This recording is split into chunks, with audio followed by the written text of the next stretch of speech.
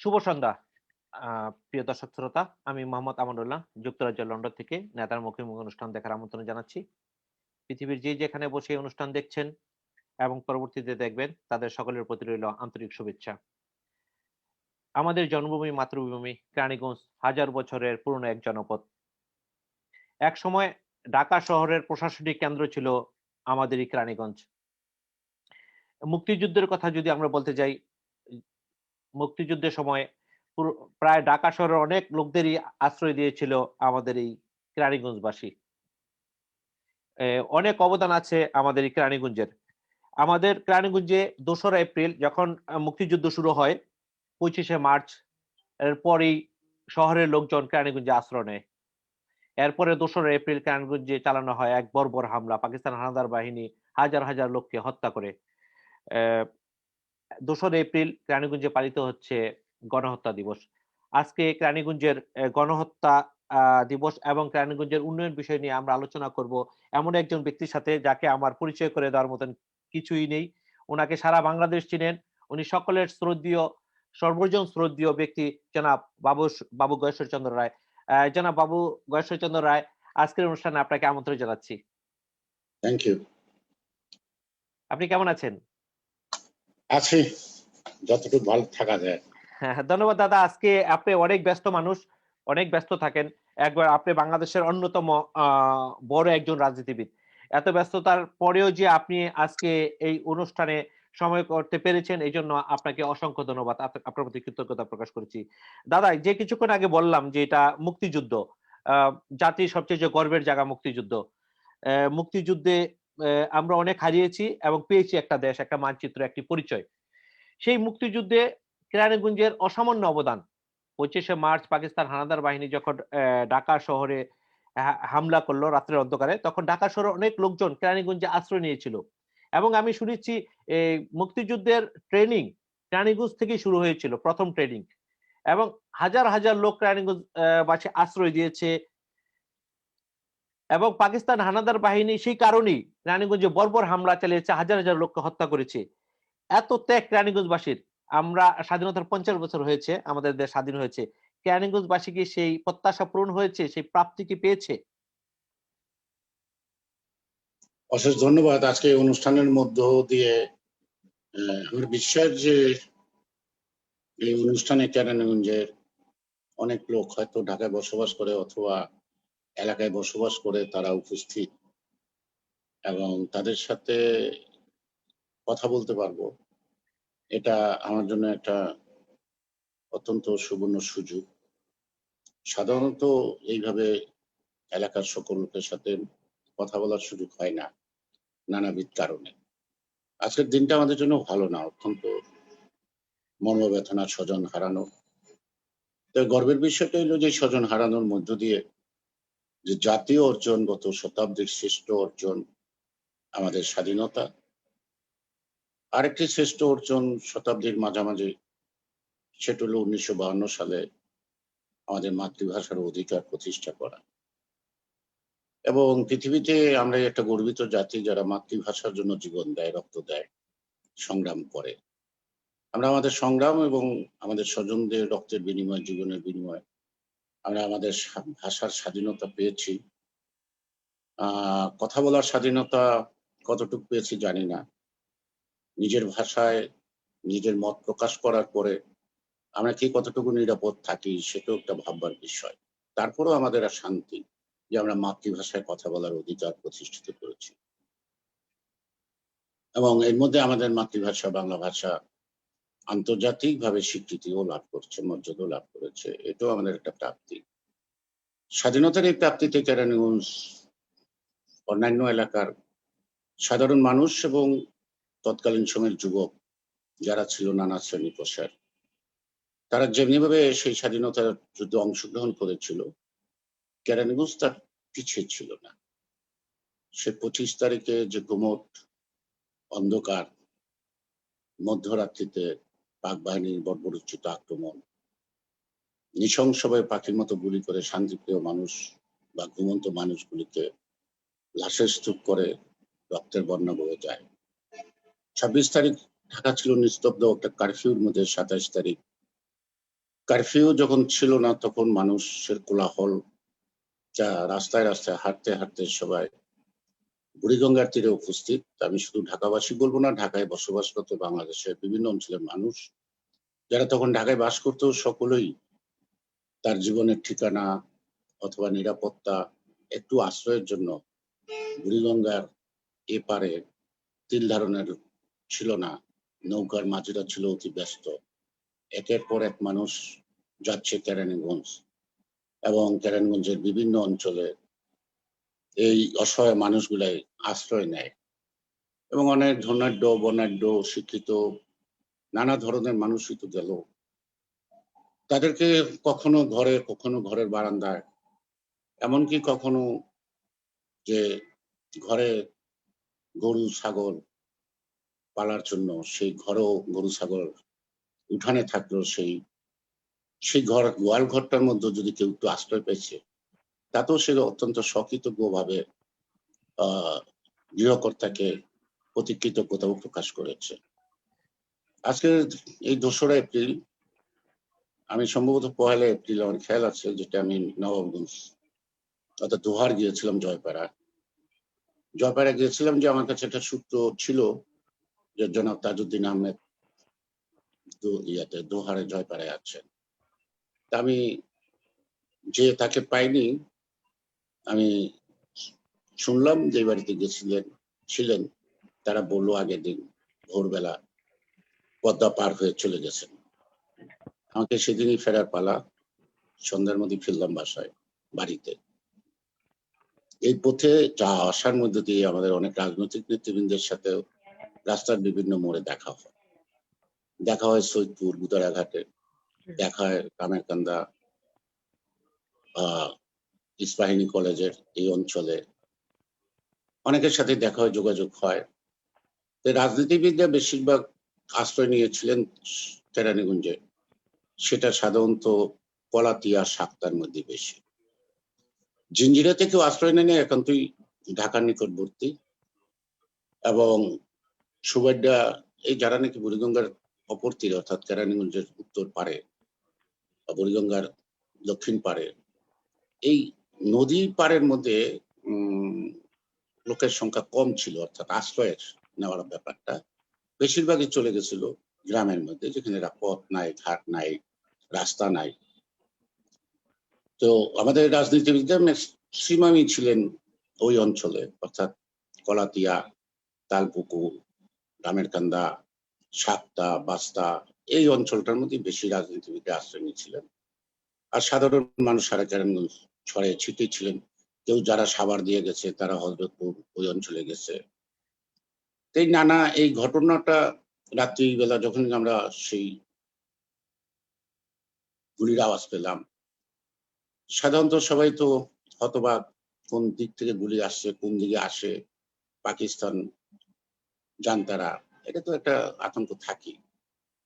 কিন্তু আমরা, আমাদের বাড়ি তো জিঞ্জিরা থেকে অনেক দূর, কিন্তু আমরা বাড়ি থেকে কিন্তু জিঞ্জিরামুখী রাত্রিবেলায় আসতেছি, অর্থাৎ দেখা বা এটাকে একটা প্রতিরোধ করা বা কি করণীয়।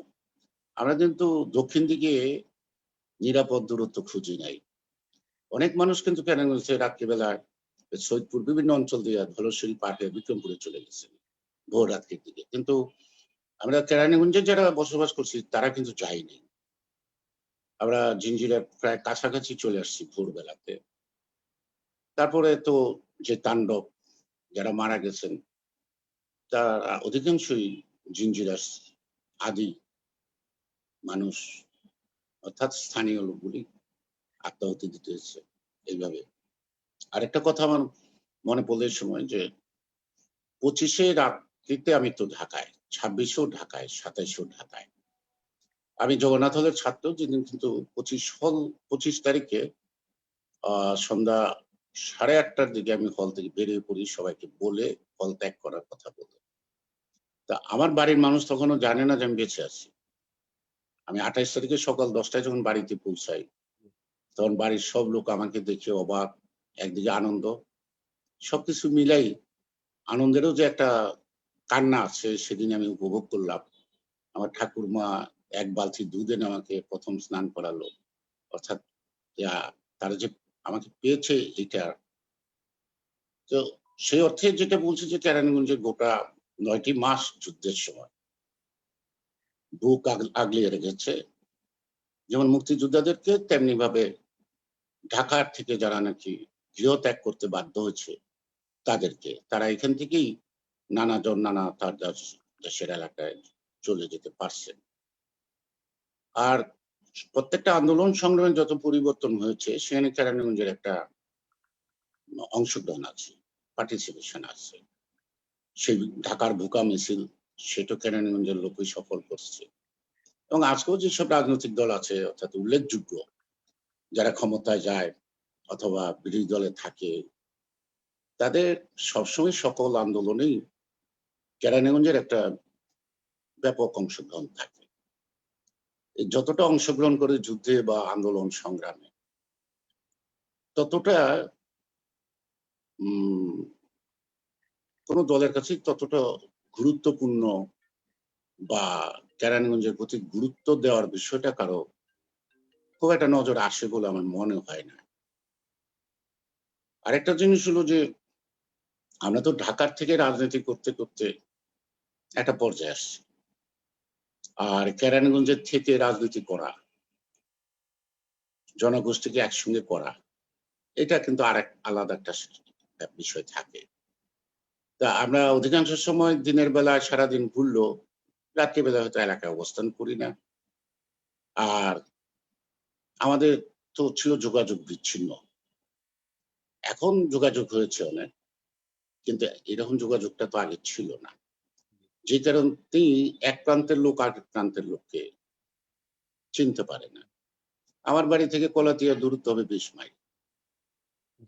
যেহেতু পথঘাট ছিল না, পায়ে হাঁটা রাস্তা, অতি প্রয়োজন ছাড়া এসব কেউ কারো অঞ্চলে যাওয়ার কোনো কারণ নেই। বর্ষাকালীন সময় তো নৌকা ছাড়া কোনো বিকল্প পথ ছিল না। আর শুষ্ক মৌসুমে তো কেরানীগঞ্জে রিক্সা, স্কুটার বা বাস চলবে এমন কোনো যানবাহন কখনো পাইনি। পাকিস্তানের শেষের দিকে জিঞ্জিরার থেকে একটু সামনে গিয়ে সৈয়দপুর পর্যন্ত একটা রাস্তা ছিল, কাঁচা রাস্তা, যেটাকে নানা জনে নানা নাম দিত, আমি নাই বা দিলাম। হ্যারিং বনের মধ্য দিয়ে ওই কিছু দূর গিয়ে বাসটা এক জায়গায় থামলে আরেকটা বাস ক্রস করতে পারতো। বর্ষাকালীন সময় তো ওই বাসটা চলতো না, মোমিন কোম্পানি। এইটুকুই ছিল, পাকা বলি আধা পাকা বলি যাই বলি এইটুকুই। এছাড়া কেরানীগঞ্জে আধুনিক যানবাহন ব্যবহার করার মতো কোনো রাস্তাঘাট ছিল না, এটি বাস্তবতা, এটি সত্য কথা। আরেকটা জিনিস হলো যে আমরা কেরানীগঞ্জে যেখানে আমরা থাকি, আমরা ঢাকায় আসি, লেখাপড়া করি, কেউ ব্যবসা বাণিজ্য করে, প্রতিষ্ঠিত প্রসিদ্ধ অনেকের কাছে, কিন্তু আমাদের নিজেদের মধ্যে এই যোগাযোগটা নাই। আমাকে যদি জিজ্ঞেস করা হয় খ্যাতনামা ব্যক্তিদের নাম কেরানীগঞ্জের, আমি খুব অল্পই পারবো, অনেকে হয়তো পারবেনই না। আমাদের এখানে কিন্তু অনেক খ্যাতিনামা লোকের জন্ম, অনেক খ্যাতিমান পুরুষের জন্ম, কিন্তু সেই লোকগুলিকে কেরানীগঞ্জের সেই গ্রামের প্রতিবেশীরা চিনলেও পাশের গ্রামের লোক চিনি। আমি যদি বলি আমাদের জাতীয় প্রফেসর আব্দুর রাজ্জাক, যিনি সংবিধানের রচনার ক্ষেত্রে তার একটা অবদান আছে, আমরা অনেকেই জানি না। আমরা এই তথ্যটা অনেকেই জানি না। তাকে কলাতিয়ার বাইরে কেউ চিনে কিনা, অত কলাতিয়ার আজকের প্রজন্ম চিনে কিনা, এটা আমার সন্দেহ আছে। আমি আজকে জানলাম, সত্যি কথা আমি আজকে জানলাম আপনার কাছ থেকে, এটা আমিও জানতাম না। বুয়েটে যে ভাইস চ্যান্সেলর ছিলেন শাহজাহান সাহেব, তিনিও কেরানীগঞ্জের জিঞ্জিরের মানুষ, জন্মস্থান। কিন্তু জিঞ্জিরের মানুষও জানে কিনা ওনার বাড়ি জিঞ্জিরা, যদিও না শেষকালে হয়তো অনেকে জানতে পারছে। এইরকম একটা অবস্থা আর কি আমাদের। এরকম আরো আছে, এখনো আমাদের খ্যাতনামা যেমন কার্ডিওলজির ডাক্তার আছে, ডাক্তার শফিক পিজিতে, ওনার বাড়ি বাস্তা, আমরা সবাই চিনি না। এই যে না চেনাটা, হয়তো আমি রুগী হয়ে কোনো সময় দেখা হয়েছে তাই আমি চিনলাম। অর্থাৎ এই যে আমাদের মধ্যে যে একটা যোগাযোগ ব্যবস্থা বা রাজনীতির বাইরে আমরা কোনো প্রতিষ্ঠানের মধ্যে একসঙ্গে হওয়াটা, এই রেওয়াজটা কেরানীগঞ্জে গড়ে ওঠে নাই। যদিও কর্নেল হক সাহেব একটা কল্যাণ সমিতি, উপজেলা কল্যাণ সমিতি করেছিলেন। কিছুদিন চলছিলেন। পরবর্তী পর্যায়ে নানা বাধার কারণে তিনিও স্থিমিত হয়ে গেলেন। অর্থাৎ এই যে এই ধরনের আমি একটা অনুষ্ঠানে গেছিলাম, অনেকে ছিলেন। অর্থাৎ কোনো একটা প্রতিষ্ঠানের মধ্য দিয়ে কোনো আয়োজনে সকল জ্ঞানী গুণী লোকদের একটা উপস্থিতি, পাশাপাশি রাজনীতিবিদদের উপস্থিতি হতে পারে ভিন্ন মত, ভিন্ন পথ, সেটা অন্য কথা। কিন্তু আমরা কেরানীগঞ্জবাসী বা আমরা কেরানীগঞ্জের লোক, এই শব্দটা যদি সবাই মিলে উচ্চারণ না করতে পারি, তাহলে কেরানীগঞ্জকে অন্য জায়গার লোকরা কেন গুরুত্ব দেবে? কি কারণে গুরুত্ব দেবে? কোনো তো কারণ নাই। এই জায়গাটা আমাদের বড় অভাব। সেটা দলের, প্রত্যেকটা রাজনৈতিক দলের আভ্যন্তরীণ কোন্দলও আছে। আবার রাজনীতির যে অপসংস্কৃতি, অর্থাৎ একটা আমরেলা, একটা কেরানীগঞ্জে আমরা ২০ লক্ষ লোক বাস করি। ভিন্ন পথ থাকবে, ভিন্ন মত থাকবে। কিন্তু তারপরে তো আমরা কেরানীগঞ্জবাসী। ওই জায়গাটা তো আমাকে উন্মুক্ত রাখতে হবে। কোনো একটা সামাজিক অনুষ্ঠান, কোনো খেলাধুলা, কোনো সাংস্কৃতিক অনুষ্ঠান, কোনো খেলার মাঠ অথবা কোনো বিয়ে-শাদিতে আ আমন্ত্রণ, নিমন্ত্রণ পাওয়ার পর এই লোকগুলি আমরা একসঙ্গে হতে পারি। কিন্তু আমরা হতে পারি না, হয়তোবা কেউ আমাকে যেই বাড়িতে আমন্ত্রণ করলেন, সেই বাড়িতে যদি আমার বিপরীত রাজনীতিবিদদেরকে আমন্ত্রণ করে, আমি মনে কষ্ট পাই। এবং প্রত্যক্ষ পরোক্ষভাবে জানতে চাই তাকে কেন দাওয়াত দেওয়া হলো। এটা আমার বেলায় প্রযোজ্য না হোক, আজকে এরকম একটা সংস্কৃতি কেরানীগঞ্জের মধ্যে দীর্ঘদিন যাবৎ লালিত। সেখানে বাঁধনটা আসবে কোত্থেকে? পারস্পরিক বাঁধন, একে অন্যের জন্য যে মর্ম ব্যথা সৃষ্টি হওয়ার যে পরিবেশ, সামাজিক যে প্রচলনগুলি যদি আমি লালন না করি, তাহলে তো এটা আসে না এবং আসতে পারে না। সে কারণেই যেমন দেশটা আমাদের সকলের। আমরা ভিন্ন মতে, ভিন্ন পথে চলতে পারি। অনেক ধর্মের লোক আছে। সব ধর্মের লোক যদি আমি একজনের সঙ্গে বসবাস করতে পারি, তো নানা দলের লোক একসঙ্গে বসবাস করতে আমার সমস্যাটা কোথায়? সেই সমস্যাটা তো হওয়া উচিত না। কিন্তু বাস্তবতা তাই হচ্ছে। সে কারণেই আমরা সম্মিলিতভাবে কেরানীগঞ্জের গুরুত্ব, কেরানীগঞ্জের ঐতিহ্যগুলি বিভিন্ন অনুষ্ঠানের মধ্য দিয়ে মানুষের কাছে যে তুলে ধরার একটা চেষ্টা, সে চেষ্টাটা নাই। আমি বাইরে থেকে লোক দাওয়াত করে আনবো, কিন্তু নিজের ঘরের লোককে আমি সেই ইয়েতে অংশগ্রহণ করতে দেব না। তাহলে আমাদের মধ্যে এই বাঁধনটা, এই বন্ধনটা আসবে কি করে? আর এটা হলো আমার মনে হয়, আমি জানি না আমি কতটুকু ভুল করছি না শুদ্ধ করছি। এটা আমাদের জন্য প্রত্যেকটা কমপক্ষে ৫০ বছর যাবৎ আমি এটা দেখছি। এইটাই কিন্তু আমাদের সামাজিক বন্ধনের একটি বড় বাধা। যেমন আমি আর একটা কাঁচা কথা, সেটা হলো বাড়ি কেরানীগঞ্জ। সে কোন ধর্মের, সে কোন দলের, এইটা আমি কখনো দেখতে চাই না। আমি সবসময় আমার দরজাটা খোলা রাখি, দরজা খোলা রাখতে চাই, সবাইকে আমি আলিঙ্গন করতে চাই। কিন্তু পাল্টা আমাকে গ্রহণ করবে সেই মানসিকতা যদি না থাকে, তাহলে আমার দরজা খোলা থাকলেও তো কেউ আসবে না। তাকে যদি আরেক জায়গায় জবাব দিতে হয়, কেন গেলাম? আমিও যদি কারো বাড়িতে গেলে তাকে জিজ্ঞেস করি, "তুমি সেই বাড়িতে গেলা কেন?" এই যে নিম্নমানের যে একটা রুচিবোধ আমাদের, এই রুচিবোধ থেকে যদি আমরা নিজেদেরকে মুক্ত না করতে পারি, তাহলে বর্তমান প্রজন্ম অথবা আমাদেরকে যারা অনুসরণ করবে, আমাদের যারা তারা তো এই শিক্ষাটা পাবে না। আর এই শিক্ষার যদি অভাবটা থাকে, এটা থেকে তো একটা অবক্ষয় হওয়াটাই স্বাভাবিক। অন্যকে অসম্মান করা, যে একটা কৃষ্টি তৈরি করা এবং একজন বয়স্ক লোককে দলীয় দৃষ্টিভঙ্গি থেকে একটা যুবক ছেলে দিয়ে তাকে অপমান করানো, এখান থেকে তো তাদের আর কোন শিক্ষার কিছু থাকলো না। এই অভাববোধটা আমি অনুভব করি। আমার সাথে কেউ একমত হবেন কি হবেন না আমি তা জানি না। আমার মনে হয় যে যার জায়গা থেকে শেষে যদি আয়নার দিকে তাকায়, তাহলে আমার কথাগুলি একবারে উড়িয়ে দিবে তাও নয়। আমি কোন বিতর্ক কারো দোষ ত্রুটি বলছি না। আমি বলছি যে এই অভাবগুলি আমাদের আছে। অন্যকে সম্মান করা, অন্যকে গুরুত্ব দিলে যে আমার নিজেরও গুরুত্ব হয়, এই কথাটা ভাববার অবকাশ আছে আমাদের। ধন্যবাদ দাদা পুরো বিষয়টা আপনি তুলে ধরার জন্য। দাদা আমার একটি প্রশ্ন। আপনি কিছুক্ষণ আগে অনেক বিখ্যাত ব্যক্তিদের নাম বললেন। যাদের জন্ম কেরানীগঞ্জে। কিন্তু একটা দুঃখের সাথে বলতে হয়, কেরানীগঞ্জে অনেক বিখ্যাত ব্যক্তির জন্ম। তারা রাষ্ট্রীয় পর্যায়ে বিভিন্ন জায়গায় প্রতিষ্ঠিত হয়েছেন, অনেক সম্মান অর্জন করেছেন। এবং এই কেরানীগঞ্জে পড়ালেখা করে, স্কুলে পড়ালেখা করে তারা সেই পর্যায়ে গিয়েছেন। কিন্তু একটা পর্যায়ে যাওয়ার পরে কিন্তু তারা কেরানীগঞ্জের সাথে সম্পর্ক রাখেন না। তারা মনে করেন গ্রামে যাবো ছেলে সন্তান নিয়ে, বাচ্চারা আমার সন্তানরা গ্রাম পছন্দ করে না, ময়লা, নোংরা।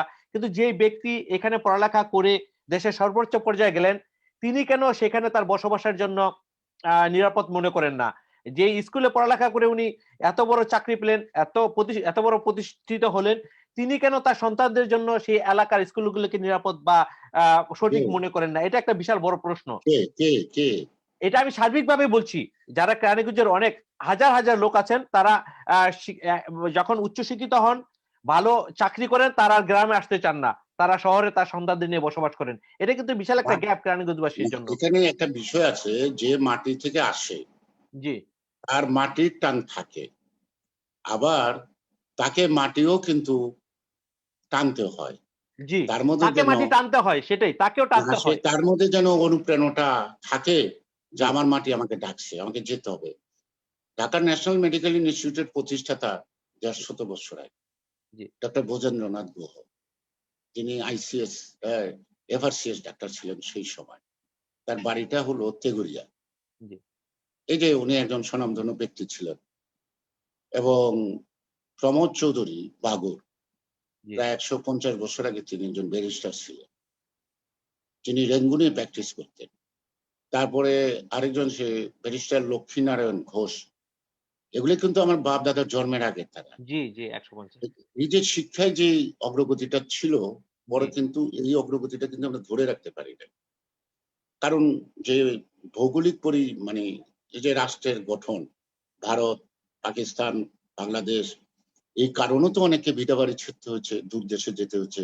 জি, যেই দেশে গেছে সেই দেশও আপন হতে পারছে না, পরবাসী হয়ে থাকছে। তাদের মনেও তো একটা কষ্ট আছে।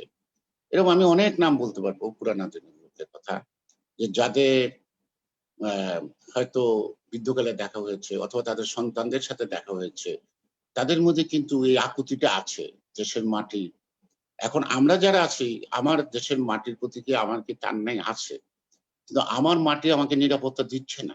আমার মাটির অন্য মানুষগুলোই আমার পথে কাঁটা বিছাচ্ছে। আমি নিরাপদ ভাবতে পারছি না। আমাকে অন্য দেশের লোক গুরুত্ব দেয়। হয়তো আমার দেশের লোক গুরুত্ব দেয় না। হয়তো কেউ বা প্রতিহিংসা বা হিংসা করে। এটা হয় না? কিছুক্ষণ আগে একটা কথা বলছিলাম যে একটা প্রবাদ আছে, "ভিন গায়ে মধুসূদন।" অর্থাৎ অন্য গায়ে তিনি মধুসূদন বাবু। নিজ গায়ে হুম, তাকে ডাকে মৌধা করে। অর্থাৎ এই যে আমার কেরানীগঞ্জের মানুষ যে গুরুত্বপূর্ণ লোকগুলাই, অন্যরা গুরুত্ব দেয়। কিন্তু এই কেরানীগঞ্জের মানুষদেরকে গুরুত্ব দেওয়ার জন্য, এই কেরানীগঞ্জের মানুষগুলো এই গুরুত্বপূর্ণ লোকগুলোকে যে গুরুত্ব দিবে, সেই জায়গাটার মধ্যে পদে, পদে বাধা আছে। কারো, কারো ঈর্ষা আছে। যে কারণেই কিন্তু মানুষ কিন্তু মানে অভিমানে ঘরমুখী আর হয় না। সে তাকে নিয়েই ব্যস্ত থাকে। এটা কিন্তু একটা মূল কারণ। আগে আমরা ছোটবেলায় কিন্তু কলাতিয়েতো স্কুলে খেলতে গেছি। তারানগর মাঠেও খেলতে গেছি। এরকম বহুত স্কুলের মাঠে খেলতে গেছি আমি স্কুলের জীবনে। ফুটবল খেলতে যেতাম, কিন্তু প্রতিযোগিতায় যেতাম। বিভিন্ন স্কুলের বাৎসরিক যখন ফাংশন হইতো, তখন বিভিন্ন স্কুলের ছাত্রদেরকে, যারা একটু মেধাবী ছাত্র বলে বিবেচিত হতো, তাদেরকে আমন্ত্রণ করত, তাদেরকে দাওয়াত করত। টিচাররা তাদেরকে নিয়ে যেত বিভিন্ন জায়গায়। আমাদের স্কুলও অনেকে আসতো বিভিন্ন জায়গা থেকে। অর্থাৎ এই যে মতের বিনিময় এবং দেখাদেখির মধ্য দিয়েই তো একটা মমত্ববোধ গইড়া ওঠে। এই একটা মমত্ববোধ তো এমনি, এমনি গইড়া ওঠে না। আ ধন্যবাদ দাদা। খুব চমৎকারভাবে বিষয়গুলো তুলে ধরার জন্য। আম স্বাধীনতার পর থেকেই যেটা কিছুক্ষণ আগে আপনাকে বলেছি, এ কেরানীগঞ্জের যে উন্নয়ন হওয়ার কথা ছিল, সেখান থেকে আমরা অনেক পিছিয়ে। এখনো বলে কেরানীগঞ্জ বাতির নিচে অন্ধকার। আমরা আশেপাশে যেদিকেই তাকাই আপনার সাভার উন্নয়ন অনেক কিছু হয়েছে সেখানে। তারপর একসময় উত্তরা, ওদিকে যদি বলি গাজীপুর, আশেপাশে সব দিকে ব্যাপক উন্নয়ন হয়েছে। কেরানীগঞ্জে এর কথা আপনি এক জাতীয় পর্যায়ে একজন রাজনীতিবিদ। হাতে গোনা কয়েকজন রাজনীতিবিদের মধ্যে একজন আপনি বাংলাদেশে। মোস্তফা মহসিন মন্টু ভাই আছেন, জনাব আমানুল্লাহ আমান ভাই, এম বর্তমান মন্ত্রী জনাব বিপু ভাই এবং কামরুল ইসলাম। অসংখ্য গুণী ব্যক্তিদের রাজনীতিবিদদের জন্ম কেরানীগঞ্জে। এত গুণী অসংখ্য বিখ্যাত রাজনীতিবিদদের জন্ম হওয়া কেরানীগঞ্জ এবং বিভিন্ন সময় তারা প্রতিনিধিত্ব করেছেন বিভিন্নভাবে। তারপরও কেন আমরা কেরানীগঞ্জ আজকে স্বাধীনতার ৫০ বছর পরে অনেক পিছিয়ে, শুধু পিছিয়ে না অনেক পিছিয়ে। অনেকে বলে এটা অন্তদ্বন্দ্ব, রাজনীতিবিদদের মতো অন্তদ্বন্দ্ব। একসময় কিছুদিন আগে একটি প্রোগ্রামে জনাব কামরুল ইসলাম বললেন যে একসময় ছিল মোস্তফা মহসিন মন্টু এবং তখনকার উম কলাতিয়া ইউনিয়নের সাবেক গগন সাহেবের এক দ্বন্দ্ব। আ অনেকে বলে আপনার সাথে আমান ভাইয়ের একটি দ্বন্দ্ব। অনেকে বলে যে বর্তমান শাহীন চেয়ারম্যানের সাথে কামরুল ইসলামের একটি দ্বন্দ্ব। আপনাদের এই অন্তদ্বন্দ্ব কেন কেরানীগঞ্জের উন্নয়নের বাধা সৃষ্টি হচ্ছে? এখানে কেরানীগঞ্জবাসীর কি অপরাধ? কিন্তু আমরা কিন্তু হালে জি, আমাদের ডেভেলপমেন্টের বাধাটা কোথায়? জি, এটা কিন্তু একটা দ্বীপ, বদ্বীপ কেরানীগঞ্জটা। চারিদিকে নদী। একদিকে ধলেশ্বরী, আরেকদিকে তুরাগ, আরেকদিকে বুড়িগঙ্গা। অর্থাৎ এই মাঝখানে আর কেরানীগঞ্জ হলো নিম্নাঞ্চল। অর্থাৎ বর্ষাকালে অনেক পানির নিচে ডুবে যায় এবং একটা শস্য শ্যামল জায়গা কেরানীগঞ্জ। জি, একসময় ঢাকার শাকসবজি, তরি-তরকারি, দুধ অথবা অন্যান্য খাদ্য পণ্য কেরানীগঞ্জ অনেকটাই মিট করত। অর্থাৎ কেরানীগঞ্জ থেকে আসতো। এখন উত্তরায় গেছে। উত্তরাতে কোনো নদীর তো বাধা নাই। অর্থাৎ কেরানীগঞ্জে বুড়িগঙ্গা নদীর তীরে বুড়িগঙ্গা নদীতে একটা যোগাযোগ ব্যবস্থা, একটা ব্রিজ করার উপলব্ধিটা বা যখন করার দরকার ছিল তারা হয়তো এটুকু অনুভব করতে পারে না যে নদীতে ব্রিজ বানানো যায়। যদিও অনেক কাল আগে অনেক দেশে ব্রিজ হয়।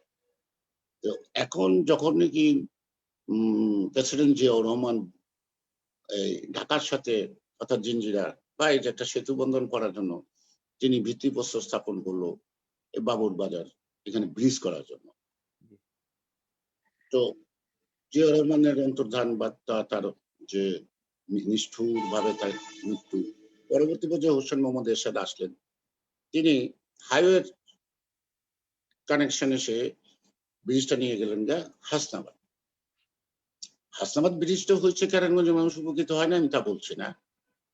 কিন্তু হাসনাবাদের ব্রিজটা কিন্তু কেরানীগঞ্জকে লক্ষ্য করে হয়নি। জি, এটা হয়েছে দক্ষিণাঞ্চলের যোগাযোগ ব্যবস্থার সাথে হাইওয়ে জি, দৃষ্টিভঙ্গি থেকে।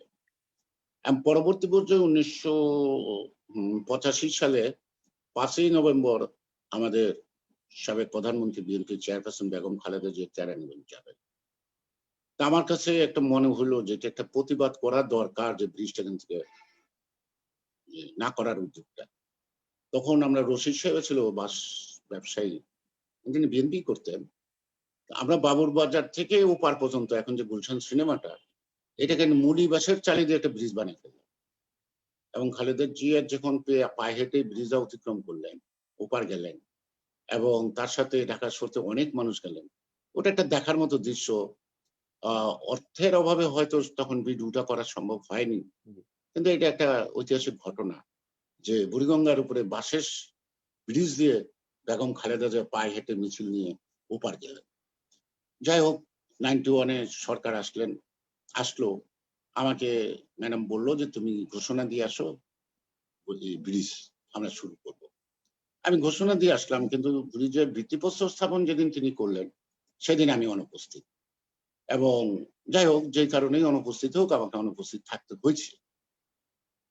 এই যে এই একটা ব্রিজ হলো পরে আবার ২০০১ সালে ওই যে বসিলা ব্রিজটা হলো। জি, এই ৩ টা ব্রিজ যখন পাশাপাশি হয় তখনই কিন্তু কেরানীগঞ্জের প্রতি অন্যান্য এলাকার মানুষের একটা নজর কাড়ে। জি। যে কারণে এখন যত্রতত্র এক ধরনের উন্নয়ন হচ্ছে। সেই উন্নয়নটাও হচ্ছে কি কোন পরিকল্পনা নেই। ভূমিদস্যুবৃত্তির সেটাও কোন পরিকল্পনা নেই। না এটা আমি বলতেছি। জি, একটা অপরিকল্পিত ডেভেলপমেন্ট চলছে।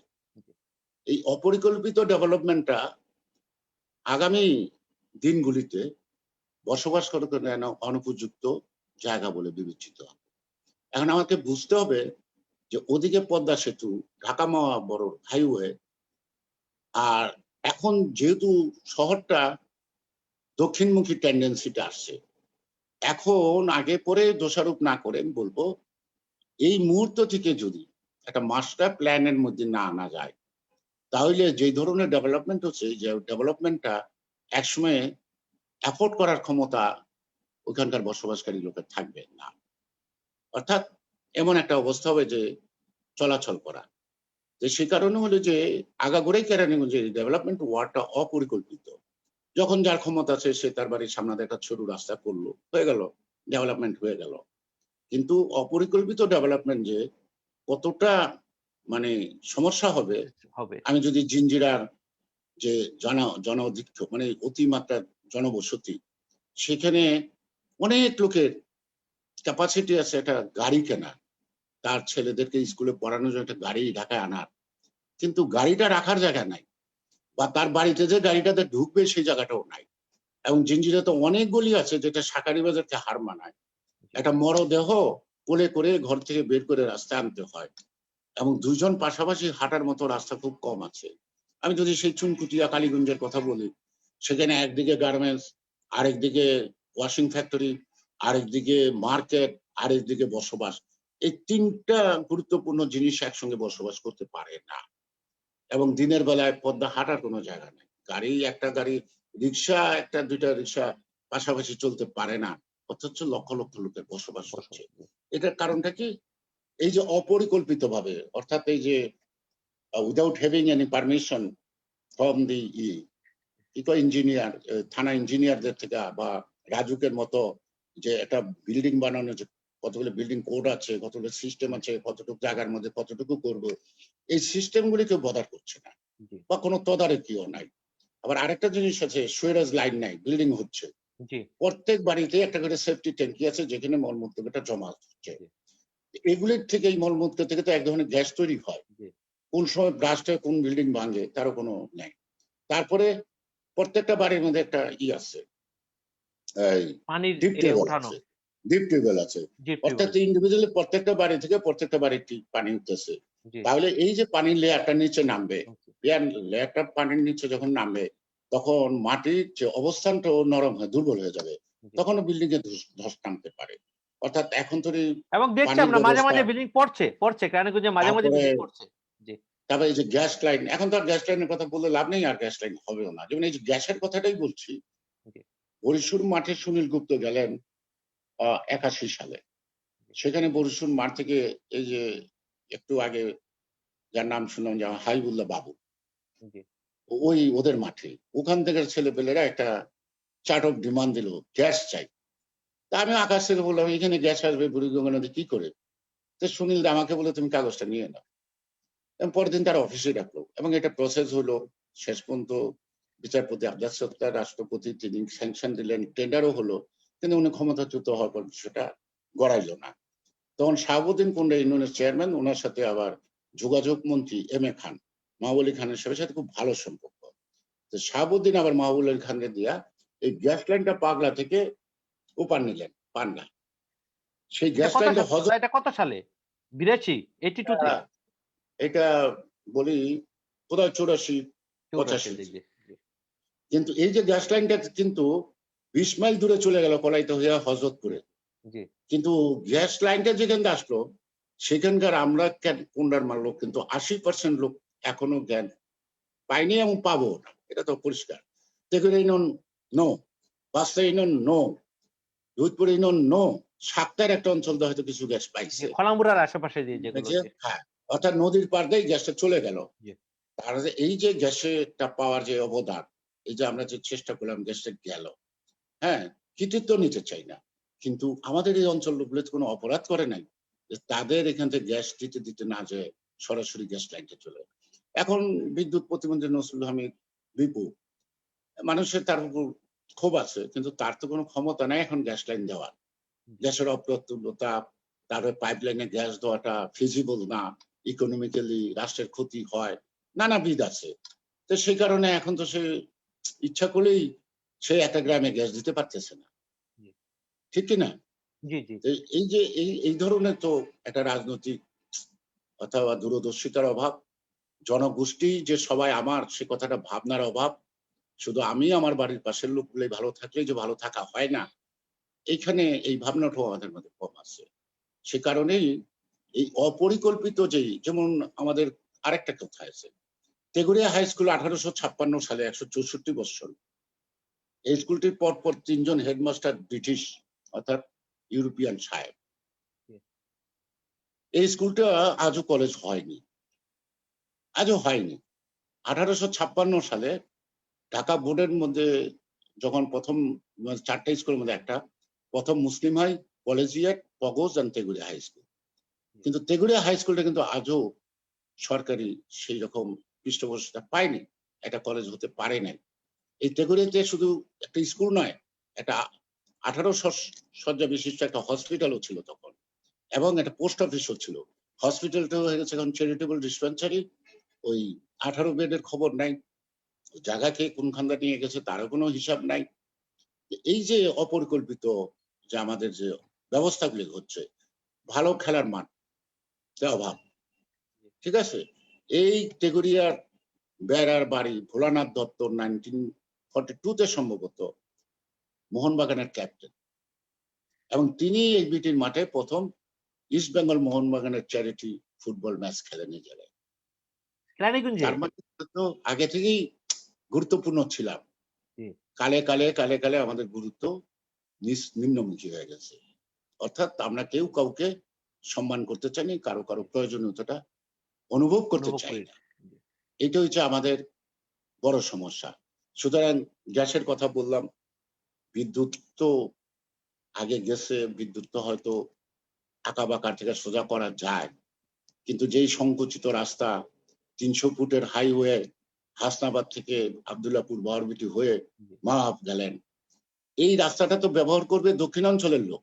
এটা কেরানীগঞ্জের কোনো উপকার কেরানীগঞ্জের আসছে মানুষ না। কেরানীগঞ্জের মানুষ এই রাস্তাটা ব্যবহার করার জন্য ফিডার রোড করতে হবে, কানেক্টিং রোড করতে হবে কেরানীগঞ্জের বিভিন্ন অঞ্চল দ্বারা। সেই কানেক্টিং রোড গুলো তো চিপাগলি হলে চলবে না, প্রশস্ত রাস্তা থাকবে, তারপরে কিছুক্ষণ পর পর ফিডার রোড থাকবে গ্রাম টু গ্রাম। সেই পরিকল্পনাটা কিন্তু নাই। আর এই যে ডেভেলপমেন্টের কথা বলছি, কেরানীগঞ্জে গত 50 বছর না হলো 40 বছরে যেই পরিমাণ অর্থ গেছে, তার যদি 40% ব্যয় হইতো, তাহলে আগামী 25 বছর পর্যন্ত কেরানীগঞ্জে ডেভেলপমেন্ট বাজেট না করলেও চলবে। কারণ ডেভেলপমেন্টটা কিন্তু জনগণের খয়রাত না, ডেভেলপমেন্টটা প্রাপ্য। কিন্তু জনগণের অধিকার, জনগণের অর্থে। এবং যেই সরকারি আসুক, এটা হলো development work is a continuous responsibility of a government. এখানে আমার বাহবা নেওয়ার কিছু নাই, কারণ আমার পয়সায় হয় না, জনগণের টাকায় জনগণের জন্য করতে হয়। সেখানে জনপ্রতিনিধিরা একটা রাখে, অবদান রাখে, অর্থাৎ অর্থটা বরাদ্দ করে আনা, প্রোগ্রামিংটা দেওয়া, কাজটা বুঝে নেওয়ার ক্ষেত্রে নাই, কাজটা পাওয়ার ক্ষেত্রে তদারকি আছে। অর্থাৎ আমার দলের লোক পাইতে হইব, আমার ভাই পাইতে হইব, আর আমার ভাই আমার দলের লোক যদি পায়, কাজটা যা হবার তাই হবে, কাজ না করেও বিল নেওয়া যাবে। সেই কারণেই কেরানীগঞ্জে উন্নয়নের জন্য যে পরিমাণ অর্থ ব্যয় হয়েছে, সেই ব্যয়টা যদি সঠিক অর্থে সত্যিকার পরিকল্পনার মধ্য দিয়ে, এবং এটা যদি অ্যাকাউন্টেবল হইতো, জবাবদিহিতা থাকতো, তাহলে উন্নয়নটা মধ্যে মানুষ এক ধরনের সুখ অনুভব করতে পারত। অর্থ যাচ্ছে কম না, অ্যাচিভমেন্ট নাই। অর্থাৎ ডেভেলপমেন্ট ওয়ার্কের সাথে সংশ্লিষ্ট সেই রাজনৈতিক কর্মী হোক আর নেতা হোক, অথবা সংশ্লিষ্ট ডিপার্টমেন্ট হোক, ডেভেলপমেন্ট ওয়ার্কটা সবাই বরাতের মতো। যতই ডেভেলপমেন্ট ওয়ার্ক হয়, ততই তাদের বরাত বাড়ে, বরকত বাড়ে, কিন্তু জনগণের বরকতটা কিন্তু শূন্যের বরকত খাতায়। পাচ্ছে না। ধন্যবাদ দাদা। আজকে আপনি কেরানীগঞ্জের সন্তান, কেরানীগঞ্জের অনেক বিষয় আজকে আসলে মানে কখনো আপনার মুখোমুখি হতে পারিনি, বা কোনো মিডিয়াও আপনার কেরানীগঞ্জের বিষয়ে জানার চেষ্টা করেনি। আপনাকে অসংখ্য ধন্যবাদ। আজকে কেরানীগঞ্জবাসী আপনার কাছ থেকে অনেক বিষয় জানতে পারছে এবং আরো জানবো।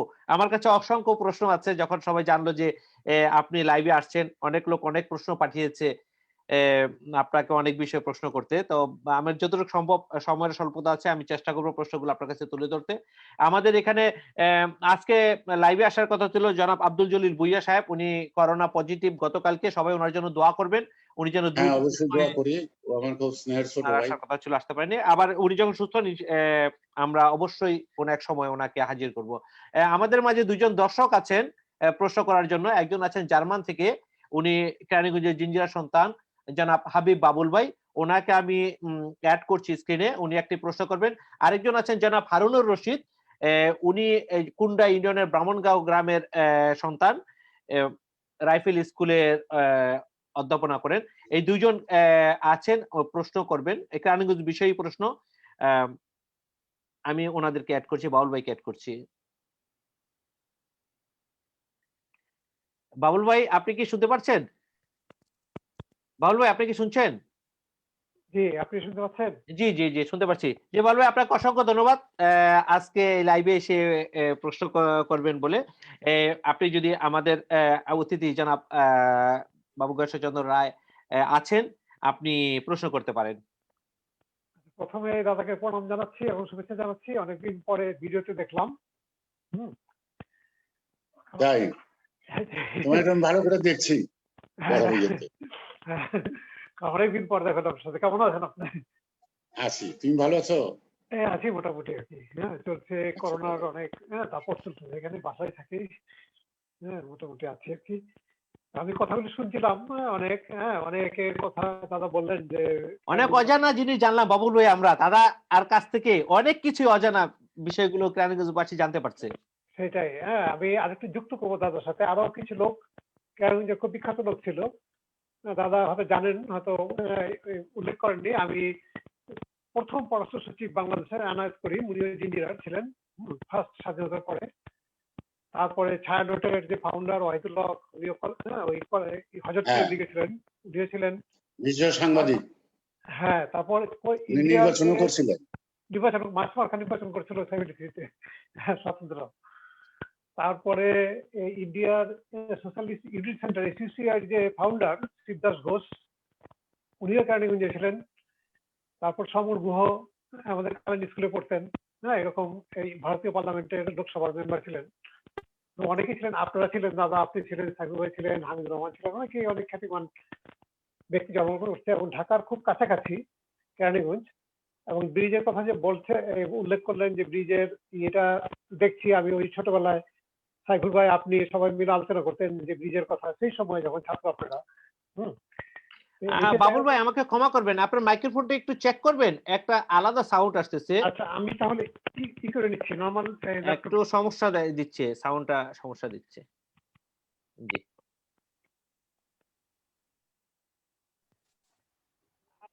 আচ্ছা, এখন শুনতে পাচ্ছেন? হ্যাঁ এখন ভালো, আগের চেয়ে অনেক ভালো। জি বাবুল ভাই এখন বলেন। জি দাদা যে উন্নয়নের প্ল্যানের কথা দাদা বললেন, এটা দাদা অনেক আগে থেকে পরিকল্পনা। দাদা যখন ছাত্র ছিলেন সেই 70 দশকের প্রথম দিকে, তখন থেকেই দাদা এবং যারা যারা ছিলেন সবাই মিলাই কিন্তু প্ল্যান করতেন কেরানীগঞ্জে কি করা যায়। এই ব্রিজের কথা যে বললেন, ব্রিজের কথা বহুবার আলোচনা হয়েছে, দাদা আমাদের সাথে আলোচনা করছেন। একবার প্ল্যান করেছিলাম আমরা যে আমরা কেরানীগঞ্জ থেকে মিছিল নিয়ে যাব, হ্যাঁ, সেই ইয়ের আমলে, বঙ্গবন্ধুর আমলে, শেখ সাহেবের আমলে, যে ব্রিজের দাবি করবো। এরকম অনেক অনেক কিছু আছে। আমার প্রশ্ন কি যে দাদা আপনারা তো সরকারে ছিলেন অনেকদিন, সেই সময় সরকারে থাকাকালীন এই যে এখন যে কথাটা উঠছে যে পরিকল্পনাবিহীন আলোচনা উন্নয়ন হচ্ছে, সেই এখনো কি আপনাদের কোনো পরিকল্পনা আছে, বা সেই সময় কেন পরিকল্পনা করা হলো না? হ্যাঁ, সেই বিষয়টা আমি জানতে চাচ্ছি, কারণ আপনার তো 3 জন খুব গুরুত্বপূর্ণ নেতা বাংলাদেশের কেরানীগঞ্জে ছিলেন ওই সময়। এটার উত্তর খুব সহজ। আমরা একসময় ক্ষেতের আইল দিয়ে, অর্থাৎ জমির আইল দিয়ে হাঁটতাম, আমরা স্কুলে যেতাম। আমাদের গাড়ি ঘোড়ার চড়ার স্বপ্ন তখন আমরা দেখি নাই। এখন প্রশ্নটা হলো যে দেশে গিয়ে যাচ্ছে, অনেক কিছুর পরিবর্তন আছে, যেমন শিক্ষার পরিবর্তন আছে, যেমন রুচির পরিবর্তন আছে, যেমন আকাঙ্ক্ষার পরিবর্তন আছে। এখন মোটা ভাত মোটা কাপড় আমরা সন্তুষ্ট না, আমরা আধুনিক জীবন ব্যবস্থার সবকিছু উপভোগ করতে চাই। সুতরাং এখন যে উন্নয়নটা, অর্থাৎ বাংলাদেশের প্রথম বাজেটটা কত টাকা? 750 কোটি টাকা। এখন ঢাকাতে একটা দোকান করতে 700 কোটি টাকা লাগে। সুতরাং আমার শুরুটা ছিল 750 কোটি, এখন লক্ষ লক্ষ কোটি টাকার বাজেট হচ্ছে। অর্থাৎ রেভিনিউ ইনকাম হচ্ছে বা বৈদেশিক মুদ্রা অর্জন হচ্ছে, নানাভাবেই আমরা ডেভেলপমেন্টের এটা প্রসারটা বা আমাদের খাতগুলি বড় করতে পারছি। এই যে বড় খাত করতে পারছি, যেহেতু এখন শহরটা টেন্ডেন্সিটা দক্ষিণমুখী, এখন অনেকেই ঢাকার কোলাহল ছেড়ে ওখানে বাড়ি করতে চায়। আগে কি করছি কেন করি নাই সেটার জবাবে না যে বলবো, এখন এই ডেভেলপমেন্টের একটা পরিকল্পনা বৃহত্তর কেরানীগঞ্জ, যেমন রাজু, যে ডিআইটি, এরকম ঢাকা ইমপ্রুভমেন্ট ট্রাস্ট, কেরানীগঞ্জেরও এরকম একটা প্রতিষ্ঠান দরকার, যে প্রতিষ্ঠানটা তারা একটা মাস্টার প্ল্যান করবে আগামী 200 বছর বা 100 বছরকে কেন্দ্র করে। আগামী 50 বছর পরে কেরানীগঞ্জের লোক সংখ্যা কত হবে, এবং কতটি স্কুলের দরকার হবে, কতটি কলেজের দরকার হবে, কতটি হসপিটালের দরকার হবে, এগুলো প্রয়োজন। আমাদের এখানে হসপিটাল নাই, আমরা কিন্তু সবাই ঢাকায় চলে আসি, আমরা মিটফোর্ডে চলে আসি, অর্থাৎ জিঞ্জিরা থেকে মিটফোর্ডে আসি, কিন্তু জিঞ্জিরাতে তেমন কোনো হসপিটাল নাই যে হসপিটাল মধ্যে আমার আস্থা আছে। সেই সাতটা মালঞ্চ একটা হসপিটাল করা হয়েছিল অনেক বছর আগে, কিন্তু সেই হসপিটালে হয়তো ডাক্তার থাকতে পারে, রুগী যায় কিনা আমার কনফিডেন্সের অভাব আছে। এবং দুই একটা নার্সিং হোম করতেছে, আব্দুল্লাহপুরের এখানে দুই একটা করছেন, কিন্তু তারা কিন্তু ওই আব্দুল্লাহপুরের মানুষগুলি ঢাকায় চলে আসতেছে, কারণ তারা কোনো কনফিডেন্স পাচ্ছে না। কেরানীগঞ্জের শিক্ষার দিক দিয়ে পিছনে কিরকম, ভালো স্কুল বলতে বিল্ডিং না, ভালো স্কুল বলতে সুন্দর সুন্দর বাসভবন না, ভালো স্কুল বলতে লেখাপড়ার যেটা মেধা সৃষ্টির যে তাগিদ, যেমন ঢাকা আইডিয়াল স্কুল, মানারত, এরকম আছে, বিকারনেসা, এই জাতীয় স্কুলের দিকে আমাদের কেরানীগঞ্জের লোকটা চলে আসে, ছেলে মেয়েগুলিকে নিয়ে আসে, সকালবেলা আসে, যাওয়ার সময় ওরা ক্লান্ত হইয়া হয়তো গাড়ির মধ্যে সিএনজির মধ্যে পড়ে থাকে। একটা বাচ্চাকে পড়াতে 3 জন লোক এর পিছনে থাকতে হয়। যদি এলাকার মধ্যে এই প্রতিষ্ঠান, শিক্ষা প্রতিষ্ঠানগুলি যদি বিশ্বস্ততা অর্জন করত বা সেরকম শিক্ষা প্রতিষ্ঠান হতো, তাহলে এই কেরানীগঞ্জের লোকগুলো ঢাকায় এসে পড়তে হতো না। আবার ঢাকা পড়ার জন্য সবাই তো অ্যাফোর্ড করতে পারবে না, তার অনেক কিছুই তো আছে এটার ব্যয়। যদি ঘরের সামনে, যদি হাতের সামনে যদি স্কুলগুলি ওরকম ভালো স্কুলগুলো যে লেখাপড়ার মানটা ভালো থাকতো, তাহলে হয়তো তারা কনফিডেন্ট পাইতো এবং তারা ওখানে পড়তো।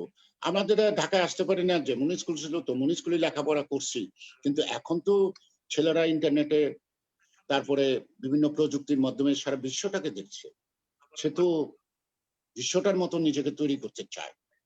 সে কারণেই এখন তো ওই পুরানা দিনের গল্প, আমরা স্কুলে এমনি গেছি, হাইটে গেছি, উঠে গেছি, এই গল্প তো কোনো মানানসই হবে না। আজকে আধুনিক চাহিদা অনুযায়ী আজকের এই শিশু যে মনন, এই মননকে ডেভেলপ করার জন্য যে ফ্যাসিলিটি গুলি দরকার, যে ইউটিলিটি গুলি দরকার, we have to ensure that, এগুলিকে আমাদেরকে ওই জায়গায় এনশিওর করতে হবে। কই ভালো স্কুলের কথা তো শোনা যায় না, কেন শোনা যায় না? ভালো ব্যবসায়ীর কথা শোনা যায়, টাকার মালিকের কথা শোনা যায়, কিন্তু শিক্ষা প্রতিষ্ঠানগুলি হয়ে গেছে এখনকার কথা বলছি না, শিক্ষা প্রতিষ্ঠানগুলি দেখতেছি আগাগোড়াই একটা রাজনৈতিক দৃষ্টিভঙ্গি থেকে ম্যানেজমেন্টে আনা হয়। তার সেই অভিজ্ঞতা থাকুক, স্কুলের প্রতি দরদ থাকুক বা না থাকুক, একটা শিক্ষা প্রতিষ্ঠান পরিচালনা করতে গেলে তার কি যোগ্যতা দরকার, ওগুলো ডাজ নট ম্যাটার। ম্যাটার হলো যে আমার দলের লোক। অর্থাৎ এই যে শিক্ষা প্রতিষ্ঠানগুলি রাজনীতিকরণ কমিটি করা, এর মধ্য দিয়ে সেগুলি তো লেখাপড়ার সাইডটা থাকছে না। সেই জন্য বলছি যে সবকিছু মিলাই, যে আজকে শুধু একটা কেন কেরানীগঞ্জের রাজনীতিবিদরা কেন, কেরানীগঞ্জে এমন একটা প্রতিষ্ঠান থাকতেই পারে যারা তারা একটা এমন কেরানীগঞ্জ দেখতে চাই, একটা মডেল তৈরি করতে পারে, এটা করে মন্ত্রণালয়, পরিকল্পনা মন্ত্রণালয় বিভিন্ন ডিপার্টমেন্টে তার কাছে দিতেও পারে, বা মন্ত্রী এমপি যারা আছেন তাদের কাছেও দিতে পারেন। এখন থেকে একটা পরিকল্পনা, যে পরিকল্পনা মাফিক আমাকে আগামী দিন শহরটা গড়ে উঠবে। কারণ কেরানীগঞ্জে বেশি দিন নাই, এটা কমপ্লিটলি একটা শহর হয়ে যাবে। এটা আরবানাইজেশনের যে টেন্ডেন্সিটা, এটাকে রোধ করা যাবে না। আর কৃষিকাজে যে জমি আছে এখনো, সেই জমিগুলি কৃষকরা ফসল ফলাতে পারে না, কারণ এটা ধরে এক ধরনের ভূমিদস্যু আছে, বালুর ব্যবসা করে। যদি আমি নিজের বাড়ি ভরাট করতে যাই, একটা বাড়ির এক্সটেনশন করতে চাই, পুলিশ বাধা দেয়, কিন্তু এরা যে মাইলকে মাইল পাইপ লাগিয়ে রাখছে বালু দিয়া, সে কৃষি জমিগুলো ঢেকে ফেলছে, জমির মালিকেরও পারমিশন দরকার হয় নাই, ডোবা কোনটা কোনটা কোনো কিছু দরকার হয় না, পুলিশ সেখানে নির্বাক থাকে। এবং যখন কি মাইলকে মাইল বা শত শত বিঘা জমি বালুর নিচে পড়ে যায়, একদিকে তো এগ্রিকালচার তো বন্ধ হয়ে গেল প্রোডাকশন, অন্যদিকে যে একটু জমি আছে সে তার বালুর টাকা দিতে পারে না, তখন তাহলে এখানে জায়গা দাও, এই খন্ড খন্ড জায়গা নিয়ে এরা বিক্রি করে, এই বিক্রি করার মধ্যে দিয়ে খন্ড খন্ড বাড়ে, সেখানে পরিকল্পনা থাকে না। আজকে এগ্রিকালচার বলতে কেরানীগঞ্জে কিছু নাই, অথচ এখনো এগ্রিকালচারের ল্যান্ড রয়ে গেছে, এগুলির মধ্যে এক একটা সিন্ডিকেট এক এক দিকে পাইপ বসায় আর তারা বালু দিয়ে ঢেকে ফেলে, এবং যার জমি, যে ফসলি জমি নষ্ট করতেছে, এবং যে ড্যাব বৃহত্তর ঢাকার যে প্ল্যান আছে, সেই প্ল্যান অনুযায়ীও জলাশয়, ডোবা এগুলি ভরাট করা যাবে না, কৃষি জমির উপরে বালু ফেলানো যাবে না। কে কেয়ার করে? কেউ কেয়ার করে না। কারণ এটা যে এত নতুন ইনকাম, 1 ফুট বালি ফেলাইলেই কর্তা ব্যক্তিদের পকেটে 10 পয়সা 20 পয়সা করে গেল। এখন লক্ষ লক্ষ কোটি কোটি সিএফটি বালু করতেছে। কিরকম income without investment, no capital, but everything. প্রতিদিন আমার টাকা আসতেছে। এগুলি কারা করবে? এগুলি তো জনপ্রতিনিধিরা দেখবে, এগুলি তো রাজনীতিবিদরা দেখবে, এগুলি তো প্রশাসন দেখবে। এখন প্রশাসন, রাজনীতিবিদ আর ভূমিদস্যু যদি একসঙ্গে হয়ে যায়, কে কাকে পাহারা দেবে, কে কাকে রক্ষা করবে, কে কাকে রক্ষা করবে? এই যে এইগুলো হচ্ছে হাউজিং গুলো আছে, শত শত হাউজিং, জায়গা ভাড়া নিয়ে একটা সাইনবোর্ড তুলে ফেললো, একটা ম্যাপ টানিয়ে দিয়ে ঢাকায় বসে বসে প্লট বিক্রি করে ফেললো। দেখা গেল 500 জনের কাছে প্লট বিক্রি করছে, সে একটা প্লটের জায়গার মালিক ওখানে তয়সূত্য হয় নাই। শত শত হাউস। কিন্তু আমার মনে হয় কি যে আমার মনে হয় যে টোটাল কেরানীগঞ্জে চলছে এটা। আমি কোনো পক্ষ বিপক্ষের কথা বলছি না, এবং এটা যে এখন শুরু হয়েছে তাও না, এটা অনেক আগে থেকেই শুরু হয়েছে। সস্তা ইনকাম করার পথ। আরেকটা কেরানীগঞ্জের ভয়াবহ রূপ আছে, সেটাও যে এখন তাও বলবো না। সেটাও মাদকের যখন হয়েছে, শুরু হয়েছে, যখন ফেন্সিডিল আবিষ্কার হয়েছে, তখন ফেন্সিডিল যখন এই যে এখন হিরোইন না কি কয়, ইয়াবা কয়, কেরানীগঞ্জে এই যে যেখানে কি ঘনবসতি এলাকা, যেখানে কি বাইরের লোক বসবাস করে, কল কারখানা ইত্যাদি, এতে বিরাট ইনকাম। ইয়াবা ট্যাবলেটে, তার সাথে ধ্বংস হয়ে যাচ্ছে যুবক শ্রেণীগুলি। কোনো রোধ করার লোক নাই, কোনো রোধ করার লোক নাই, কারণ এত ইনকাম এটার মধ্যে। এবার নাকের ডোকাই হচ্ছে সবার। কেউ যদি বলে আমি জানি না, এটা তো বিশ্বাসযোগ্য না। সুতরাং ডেভেলপমেন্ট ওয়ার্ক আমি ঝকঝকে রাস্তা করুম, রাত্রিবেলা রাস্তাতে হাঁটতে পারবো না, তাহলে তো হবে না। আমার বাড়িতে রাস্তা আছে, আমি পায়ে হেঁটে মেইন রোডে যাইতে পারবো না। কোন মাদক কখন কাকে আঘাত করে, কে কাকে ক্ষতি করে, কোন নারীর উপর তারা কখন সবল মারে, কোন কিশোরীর উপর তারা কখন সিভিল আছে, এর কোনো আছে? কেউ তো তোয়াক্কা করতেছে না, এবং একেবারে চোখের সামনে এইগুলো চলতেছে। সেখানে কিন্তু প্রশাসনের কোনো নজর নাই, কোনো প্রশাসন। আবার টেকনাফের কথা হলে মাদক, কেরানীগঞ্জ ঠিক মতো ঘেরাও দিলে এখানেও তো মাদক কম নাই। এখানে তো লক্ষ লক্ষ টাকার মাদক প্রতিদিন বিক্রি হচ্ছে, প্রতিদিন খাবে। আর একটা সংসারে, একটা ঘরে, সে মেয়ে হোক আর ছেলে হোক, একটাকে মাদক ধরাই দিতে পারলে ওই ফ্যামিলিটা ধ্বংস। টাকা গেলে টাকা পাওয়া যাবে, গয়না গেলে গয়না পাওয়া যাবে, কিন্তু মাদক যদি একজনের পেটে ঢুকে, সেই ফ্যামিলিটা ধ্বংস, সেই ফ্যামিলিকে রক্ষা করার জন্য এই যে অমানবিক কাজগুলি চলছে শুধু অর্থের জন্য, এগুলো যদি কেউ না দেখে, না দেখার ভান করে, কার কাছে আমি অভিযোগ করবো? আমি তো ওপেন বলে গেলাম। কেউ যদি বলে যে নাই, প্রমাণ করতে হবে নাই, প্রমাণ করতে হবে যে না, এগুলো হয় না। যে প্রবলেমগুলি আপনি বললেন, এই প্রবলেমগুলি সমাধান করার জন্য সর্বদলীয় কোনো উদ্যোগ, এগুলি সমাধানের জন্য কিন্তু দলমত নির্বিশেষে সকল শ্রেণী পেশাদের মধ্যে একটা ইউনিটি দরকার। হ্যাঁ, সেটাই আমি বলছি যে যারা ক্ষমতা আছে তাদেরও দরকার, যারা ক্ষমতা নাই, সকলে সম্মিলিত একটা সামাজিক আন্দোলনের মধ্য দিয়ে প্রশাসনকে চাপ প্রয়োগ করা, এগুলি করার জন্য, এটা কি উদ্যোগ নেওয়া যায় কিনা, কারণ যেহেতু আমরা দেখছি না যে কোনো পক্ষ থেকে উদ্যোগ, আপনারা নেবেন কিনা, বা কোনো আপনারা সবগুলি সামাজিক সংগঠন মাঝে মাঝে দুই একটা দেখা যায়, উদাহরণস্বরূপ মাদক ধরা পড়ে, ওটা ধরা পড়ে যখন নাকি ওই নিয়মিতটা লেনদেন বন্ধ হয়ে যায়, তখন ধরা পড়ে। ধন্যবাদ বাবুল ভাই, আজকে লাইভে এসে আপনাকে প্রশ্ন করার জন্য। আমাদের মাঝে আরেকজন আছেন প্রশ্ন করবেন, আমি সুযোগ পেলে বাবুল ভাই আপনাকে আবার আনবো লাইভে, সময়ের স্বল্পতা আছে। আমি সংযোগ করছি জনাব হারুনুর রশিদ, তিনি প্রশ্ন করবেন। জনাব হারুন ভাই, আপনি কি শুনতে পারছেন? জনাব হারুন ভাই, হারুন ভাইয়ের সংযোগটি হয়তো সমস্যা হচ্ছে, আপনার ভিডিও আসছে না। হারুন ভাই, আপনার ভিডিওটা অন করেন, আপনার ভিডিও বন্ধ আছে। অডিও ঠিক আছে, আপনি ভিডিওটা অন করেন। সময়ের স্বল্পতা আছে। আপনার সামনে কোনো ডিভাইস আছে যেটা লাইভ চলছে হারুন ভাই? ওটার সাউন্ড আসতেছে। আমি আমি শুনতে পাচ্ছি, আপনাকে দেখতে পাচ্ছি।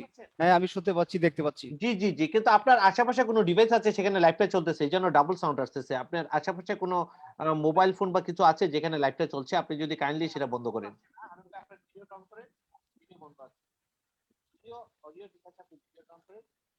আপনার আচ্ছা। সাউন্ড ডাবল আসতেছে হ্যালো, আশেপাশে হ্যালো। কেউ। জি জি জি জি, হারুন ভাই শুনতে পাচ্ছি।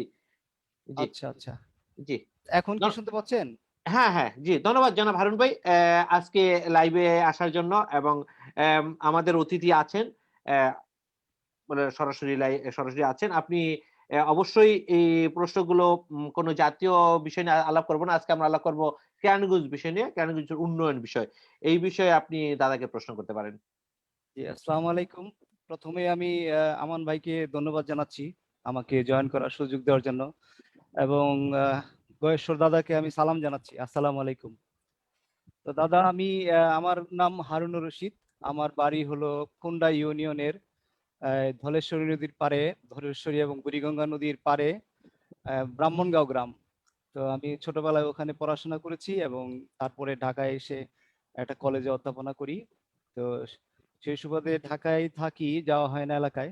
কিন্তু ওই এলাকার কিছু আম প্রশ্ন আমার জাগে। তো আজকে আপনাকে আমি সুযোগ পেয়েছি সেই প্রশ্নগুলো করার।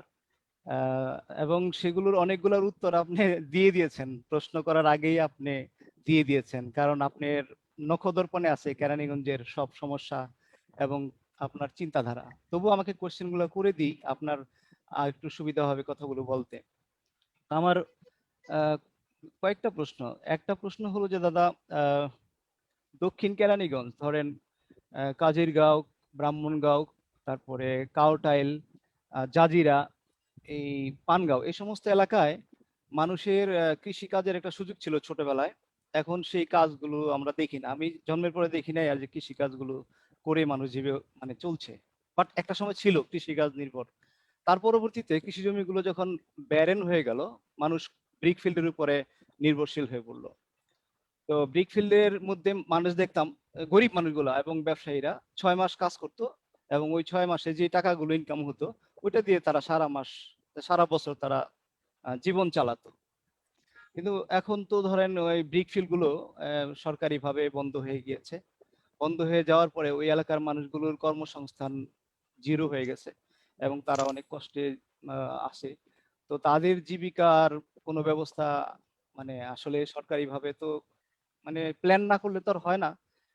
তো আপনি একজন মুরব্বী, আপনি একজন জনদরদী মানুষ হিসেবে নিশ্চয়ই আপনার চিন্তা ভাবনার মধ্যে সেগুলো আছে। তো আমি আপনার কাছ থেকে সেই বিষয়ে দিক নির্দেশনা চাবো যে আপনি জনগণকে কিছু বলতে পারেন কিনা যে তারা বিকল্প কোনো কর্মসংস্থান করবে, বা সরকারকে কোনো পরামর্শ দিতে পারেন কিনা, বা স্থানীয় যারা জনপ্রতিনিধি আছে তাদের প্রতি আপনার কোনো পরামর্শ আছে কিনা, এটা একটা বিষয়।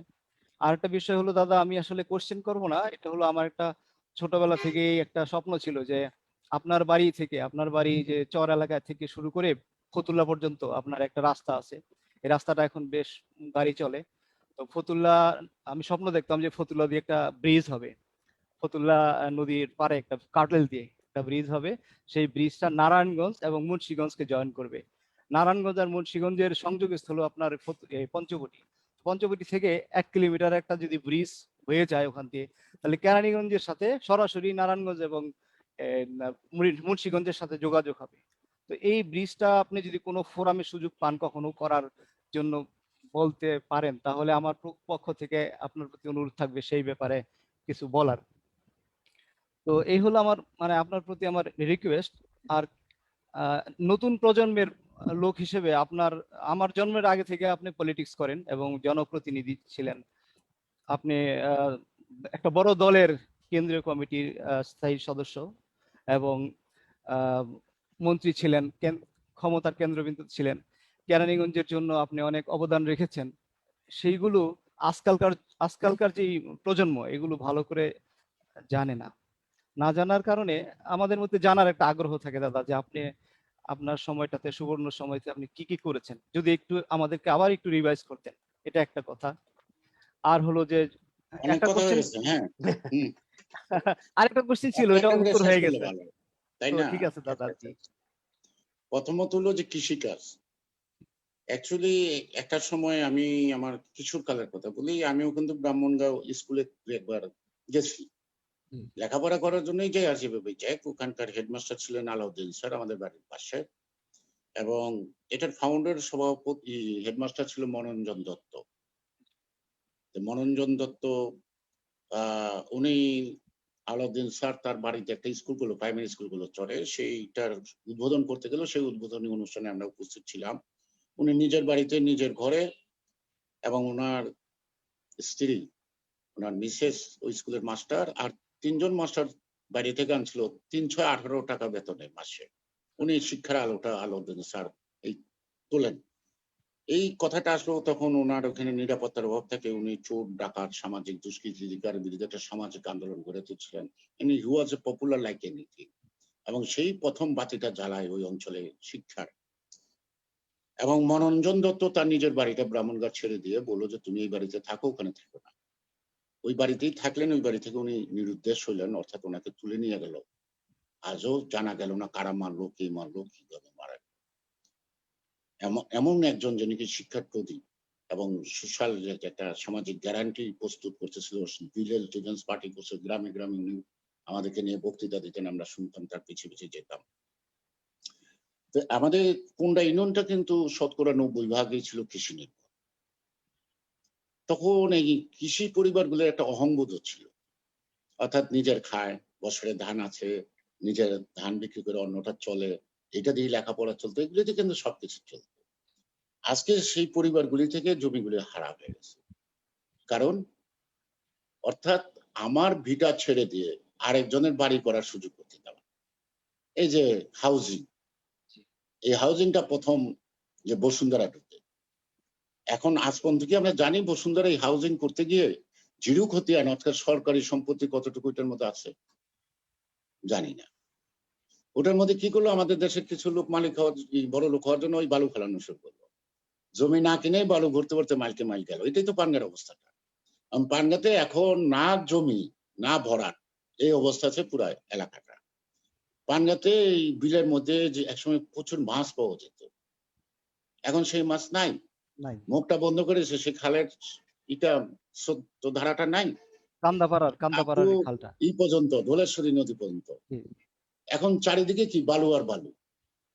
এখন আমার জমি আছে, আমার কাছে একটা কাগজ আছে, আমি বলতে পারতাছি না এই জমিটা আমার, ওই বালুর মধ্যে সীমানা টিমানা ঢাইকে চলে গেছে। ঘটনাটা তো এরকম। আর এরা কি করে, যারা বালুদা ভরাট করে, ওই কাগজটা নিয়ে ওই চান্দাইতে দিনে যেমন মানুষের কিছু পাওয়ার জন্য যায় কারো বাড়িতে, এরকম যে কাগজ দিয়ে বসে থাকে টাকার জন্য, নিজের জমি জোর করে নিয়ে এই অবস্থা করে। আর যারা কিছু টাকা পাইছে তারা হয়তো একটা বিল্ডিং করছে একতলা, তাই করছে। এখন ওই বিল্ডিং এ রং করার পয়সা নাই, ওই বিল্ডিং এ বাস করবো, কারেন্টের বিল দেওয়ার পয়সা নাই। এইভাবে এই অঞ্চলের লোকগুলোকে যারা নাকি সেটেল ছিল, তারা আজকে সবকিছু থেকে আজকে বঞ্চিত। কিন্তু কিছু করার নাই, কিছু করার নাই, কারণ তারা পাওয়ার সবকিছু কিনা ফেলায় ভূমদস্যুরা।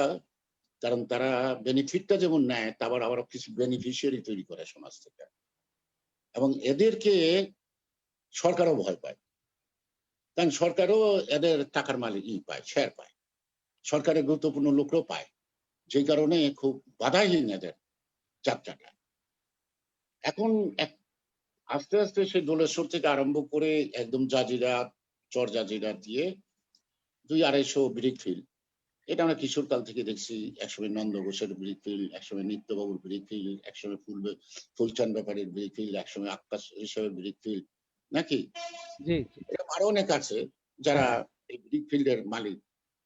এই ব্রিক ফিল্ড গুলি পরিবেশগত কারণে হতে পারে, জলবায়ুর কারণে হতে পারে বন্ধ, কিন্তু একটা বিকল্প। অর্থাৎ তারাও তো মাতৃ গর্ভে থেকে ব্রিক ফিল্ডের স্বপ্ন নিয়ে জন্মায় নাই, জন্ম নেওয়ার পর দেখছে এইটাই একমাত্র বাপদাদারা করছে, এটার মধ্যে কিছু ইনভেস্ট করে এটাই কাজ করি, এই তো তারা বিকল্প পথ।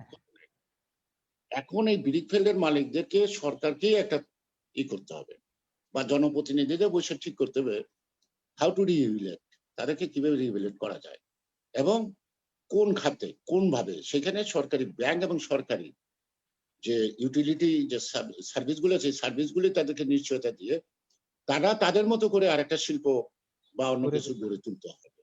কারণ ব্রিকফিল্ড যখন চলবে না তো আরেকটা করতে হবে।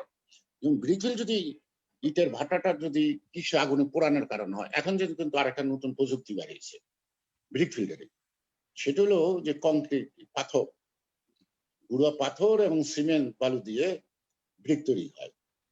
এটা কিন্তু পোড়ানো লাগে না, এখানে ধোয়ার কোনো সমস্যা নাই।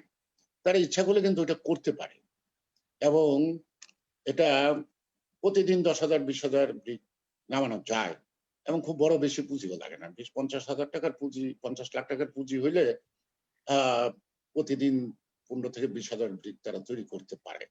এখন তাদের এই পথটা তৈরি করতে হবে এবং গভর্নমেন্টকেও তাদেরকে সেই পথে বেঁচে থাকার সুযোগটা করে দিতে হবে। এখন আমি বলবো না যে জলবায়ুর কারণে ব্রিকফিল্ড বন্ধ করা যাবে না, এই কথা আমি বলবো না, কিন্তু বিকল্প পথটা তাদেরকে আরেকটা পেশায় যাওয়ার সেই সুযোগটা তাদেরকে তৈরি করে দিতে হবে, তাদেরকে উদ্বুদ্ধ করতে হবে, তাদেরকে একত্রিত করে তাদেরকে সেই পথে দিতে হবে। তারা যে পথটা ভালো মনে করে সেটা বেছে নেবে। এই গেলে একটা বিকল্প অবস্থা। আর ডেভেলপমেন্ট ওয়ার্কের কথাটা বলা যেটা, সেটা হলো যে আমার চিন্তা চেতনা যাই থাকুক, আমি যাই করব সেটা আমাকে প্রচার করতে হবে। এই বিষয়টা আমি একটু এড়ায় চলি। যেমন 1991 সালে আমি মন্ত্রী হওয়ার পরে খেজুরবাগ থেকে একটা রাস্তা মোল্লা বাজার দিয়ে বালু পর্যন্ত নিয়ে গেলাম। শামসুল ইসলাম সাহেবকে বললাম যে এই রাস্তাটা এই দিকে নিলাম। উনি হেলিকপ্টারে দেখে আমাকে খুব মন্দ বললো যে তুমি আমার আগে বলো নাই। তখন তিনি আবার বালুচর থেকে মুন্সিগঞ্জ ওই রাস্তাটা কানেক্ট করলেন এবং এখন একটা ব্রিজ বাকি ছিল, ওই ব্রিজটা হচ্ছে ওই মোল্লারহাটে। এই ব্রিজটা হয়ে গেলে কিন্তু এই রাস্তাটাও কিন্তু মুন্সিগঞ্জে যাওয়ার জন্য খুব সহজ পথ। হ্যাঁ, হ্যাঁ। আমরা যে সবসময় সরাসরি যাবো এমন না। আবার সম্ভবত একটা রেল লাইন যে আসতেছে খুলনা থেকে, যে রেল লাইনটা কেরানীগঞ্জের পানগাঁয়ের মাছটা গেছে, এই রেল লাইনটাও বোধহয় পার হয়ে ওপার যাবে। সুতরাং এখানে একটা কিন্তু ব্রিজ হচ্ছে। আর ওই ব্রিজটা যদি রেল লাইনের জন্য হয়, নিশ্চয়ই ছোটখাটো ডাইনে বাই দিয়ে গাড়ি চলাচলের একটা পথ থাকে। সুতরাং এটা পানগাঁ আর ফতুল্লার মধ্যে বেশি ডিফারেন্স থাকে না যদি এদিক দিয়েও যায়। যে যোগাযোগের অবস্থাটার মধ্যেই কিন্তু মানুষ খুঁজে পাবে তার কোন দিক দিয়া করবে। কিন্তু এখন ব্রাহ্মণগাঁও থেকে যদি আমি ফতুল্লার বলি, ঘাট বলি, এইখানে যদি রাস্তা প্রশস্ত করতে হয় তাহলে কত শতবারই যাবো, তার ক্ষতিপূরণ কত? এই রাষ্ট্র এত ক্ষতিপূরণ দেয়, এই রাস্তা করবো কার জন্য করবো? এই লোকগুলোই যদি এখানে বসবাস না করতে পারে, কারণ রাস্তাটা তো চিপা, তাই না? জি, জি। এটা তো অত ভাবনা ছিল না যে এখানে এক সময় গাড়ি আসবে, এখানে আমরা গাড়িতে চড়বো, এই বিদ্যুৎ আসবে, এই চিন্তাও ছিল না। এখন হয়েছে এটা আস্তে আস্তে এটার ডেভেলপমেন্টের টেন্ডেন্সিটা যেভাবে যাবে মানুষকে সেভাবেই নিয়ে যেতে হবে। আবার আরেকটা রাস্তা হইতে পারে, এটা যদি আমি যেটা বলবো সেটা হলো এই পোস্তগোলা ব্রিজ থেকে যেটা হাসনাবাদের মাছ দিয়ে একটা পোটে গেল গা, এই হ্যাঁ, রাস্তাটা কিন্তু ব্রাহ্মণগাঁও গেছে, এটা জাজিরা পর্যন্ত গেছে। জি, জি। আমি যদি ব্রাহ্মণগাঁও থেকে রাস্তাটা সোজা, ব্রাহ্মণগাঁও থেকে রাস্তাটা সোজা দক্ষিণমুখী করি, তাহলে ওইদিকে বক্তগলি যে চর আছে, এইখানে দুইটা ব্রিজ করতে কিন্তু বক্তগলি চর থেকে কিন্তু মুন্সিগঞ্জ আরো সামনে পড়ে যায়। জি, জি। তাহলে যোগাযোগটা কিন্তু আরো আরো সুন্দর সহজ হয়। হবে। জি। হ্যাঁ, আর ওই মুন্সিগঞ্জের ওই ব্রিজের থেকে পঞ্চবটি আসার জন্য দুই পাশে যে বাড়িঘরগুলি আছে, যে গাড়ি চলতে পারে না তার জন্য বাড়িঘরগুলি না ভাঙলেও চলে, বিকল্প পথটা এখান থেকে চলে আসে। কিরকম একদম এতে ধরে এটা পোস্তগোলা, হ্যাঁ। মুন্সিগঞ্জ থেকে পোস্তগোলা কিন্তু আসতে পারে, এতটাই যানজট কিন্তু সে এড়ায় চলে আসতে পারে। অনেক রকম কিন্তু বিকল্প আসে, পথ এখনো আছে, আসে, একটা প্ল্যানিং এখন আসে। আছে। এবং আমি ওই যে এই রাস্তাগুলি যখন করি, আমার পরিকল্পনাটা ছিল কিন্তু আমার বাড়িতে যাওয়া না, পরিকল্পনাটাই ছিল যে এই ব্যবস্থাগুলি না করলে একসময়, যেমন হাসনাবাদ থেকে রাস্তা নেবে দোলেশ্বর, আমাদের প্রাইম গ্রুপের আওয়াল ভাই, ওনার ফ্রেন্ড আমাদের সালাম তালুকদার মহাসচিব, তিনি ছিলেন এলজিআরডি মিনিস্টার। ওনাকে ওনার ইচ্ছাটা বললে আমাকে ডাকলেন একদিন, আমি গেলাম। তো বললো যে আওয়াল সাহেবের এখানে একটা বাড়ি রাস্তা তুমি জানো, আমি জানবো না কেন। আমি বললাম সালাম ভাই, রাস্তাটা যদি দোলেশ্বর পর্যন্তই নেন, এই রাস্তাটা দক্ষিণ দিকে বীর বাজার পর্যন্ত নিয়ে যান। হ্যাঁ, তা নাহলে ওনার ওখানে যদি রাস্তাটা শেষ হয় ওনার একটা বদনাম হবে, তাহলে তুমি একটা ডিউ লেটার দাও। তখন আমি একটা ডিউ লেটার দিলাম। এই রাস্তাটার কাজটা শুরু হলো প্রথম দোলেশ্বর থেকে আরম্ভ করে আস্তে আস্তে আস্তে আস্তে ওই দিকে গেল। একটা জিনিস হলো একজনের শুরু করতে হবে, যে শুরু করবে সে শেষ করে যাবে, সে ভিত্তিপ্রস্তর করবে, আবার ফিতা কাটবে উদ্বোধনের জন্য, আবার মেরামতের সময় এক একটা রাস্তার মধ্যে ওই খ্রিস্টানদের কবরস্থানের মধ্যে যে মাথার উপর যে নাম লেখা থাকে, এক একটা রাস্তার মধ্যে কত রকমের যে নাম ফলক, রিপেয়ারিং, ব্রিক্স হোলিং, কার্পেটিং এর, মানে নানা রকমের। ভাবটা এরকম যে জনগণের সবাই দয়া করতেছে, সবাই দয়া করতেছে। আমি যাই করি বা না করি সেটা আমার বিবেক, আমার সান্ত্বনা, আমার সন্তুষ্টি, কারো ভাব বা পাওয়ার ব্যাপার না। কারণ অনেকেই অনেক প্রতিষ্ঠান করে গেছে যাদের নাম জানি না, কিন্তু আমাদের অন্তরে তো তাদের প্রতি একটা শ্রদ্ধা আছে, তাই না? সুতরাং রাস্তাও করতে হবে, আমাকে ভিত্তিপ্রস্তর স্থাপন করতে হবে, আমাকে বলতে হবে এই তোমাদের রাস্তা করে দিলাম। আরে বাবা, আমি কে রাস্তা করে দেওয়ার? জনগণের টাকা জনগণ, আমি জনগণের নাম বিক্রি করে চলি, জনগণের শক্তি দিয়ে আমি শক্তিবান, সেই আমি কে তাকে বলার যে রাস্তা করে দিলাম? এটা তো আমার দায়িত্ব, এটা আমার দায়িত্ব। সেই জন্যই আমি একটু আগে একটা কথা বলছিলাম, উন্নয়ন কাজের প্রতি মানুষের খুব মানে সাধারণ মানুষের যতটা না ভাবনা, তার চেয়ে বেশি ভাবনা জনপ্রতিনিধিদের ডেভেলপমেন্ট ওয়ার্ক। কারণ development work followed by the corruption. আমি করাপশন যদি নাও বলি, ডেভেলপমেন্ট ওয়ার্কের সাথে সংশ্লিষ্টদের বরকত বাড়ে। এই কারণেই এই ডেভেলপমেন্ট বাজেটের ক্ষেত্রে জনপ্রতিনিধিরা খুব বেশি উৎসাহিত। কারণ 100 কোটি টাকা গেলেই আমার 10 কোটি টাকা ঘরে চলে আসবে, ওটা লিখিত পরিত লাগবে না। এটা একটা ট্রেন্ড হয়ে গেছে। ব্যাট আইটিতে যাবে 10%, 9%, কন্ট্রাক্টর নেবেন 15%, জনপ্রতিনিধিরা নেবেন 15%, আর অফিসের ওনাকে চিনাবাদাম খাবেন, ওনারা নেবেন 50%। মানে হিসাব করেন কত পার্সেন্ট যায়, তারপরে কয় টাকা ডেভেলপমেন্ট খরচ হয়, কয় টাকা খরচ হয়। সেই আরেকটা কারণেই প্রশ্ন আজকাল দাদা। মানে দেখতেছি যে উন্নয়নের জন্য সব পাগল হয়ে যায়, কিন্তু উন্নয়নের আড়ালে যে আমার স্বার্থ আছে সেটা আমি কিন্তু জনগণের কাছে প্রকাশ করি না। আমি কিন্তু মাইক লেগে চিৎকার করে বলি, এই যে আপনাদের রাস্তা করে দিলাম, আপনারা আমার কাছে চান নাই। ওটার ভাব বাঁকুড়া। দাদা আমি তো আরেকটা সুতরাং কথা বলতে আজকে চাচ্ছিলাম। আজকে যে টোটাল কোন্ডাটা ভূমিদস্যুদের পর্যায়ে চলে গেছে, কিন্তু জমির মালিকই নেই। মালিকরা থাকলে অসহায়, তার মালিকানা দাবি করা কঠিন। যেদিন মন চায় সেদিন টাকা দিবে। 15,000 টাকা শতাংশের জায়গা এখন বিক্রি হচ্ছে 20 লাখ টাকা, 25 লাখ টাকা শতাংশ। কার জায়গায় বলে? এই দেশের মানুষের টাকা, এই কেরানীগঞ্জের মানুষের জায়গা। কেন প্রোটেকশন দেওয়া হয়নি? কেন? যদি আরবানাইজেশন করতে হয়, এই লোকদেরকে মালিক করে কোঅপারেটিভ সিস্টেমও তো নগরায়ন করা যেত, তাহলে তো তারা তাদের প্রকৃত মূল্যটা পেয়ে যেত। এখন আমার জায়গায় বিক্রি করে আরেকজনে বড় লোক হয়, আমার ভিটা বাড়ি, আমার বাপের সম্পত্তি, আমি বাড়িতে ঘুমাইতে পারব না, আরেকজনকে তার বাড়ি করার জন্য আমার জায়গা ছেড়ে দিতে হবে কেন? এটা কোন ধরনের জাস্টিস? সাইনবোর্ডে ভর্তি সারা কেরানীগঞ্জে, হাউজিং এর শেষ নাই। যে পরিমাণ হাউজিং আছে, যে পরিমাণ তাদের প্লট আছে, এই পরিমাণ জায়গায় তো কেরানীগঞ্জে নাই, এই পরিমাণ জায়গায় কেরানীগঞ্জে নেই। আরেকটা কোশ্চেন করতে চাই দাদা, সেটা হলো যে আপনি একটু আগে বলেছিলেন যে জিঞ্জিরাতে মানে রাস্তাঘাটগুলো এত চিপা যে ওখান দিয়ে লাশ নিয়ে কলে করে বের হইতে হয়, আনপ্ল্যান্ড ওয়েতে ওই আরবানাইজেশন হয়েছে। এখন কেরানীগঞ্জকে আপনি একটা প্ল্যানের মাধ্যমে আরবানাইজেশনের কথা বললেন, কিন্তু আমার কথা হলো, আমার প্রশ্ন হলো যেটা আরবানাইজেশন যদি প্ল্যান ওয়েতে করে, প্ল্যান এনিথিং, কেরানীগঞ্জের মানুষের কোনো থাকে না, সুযোগ থাকে না।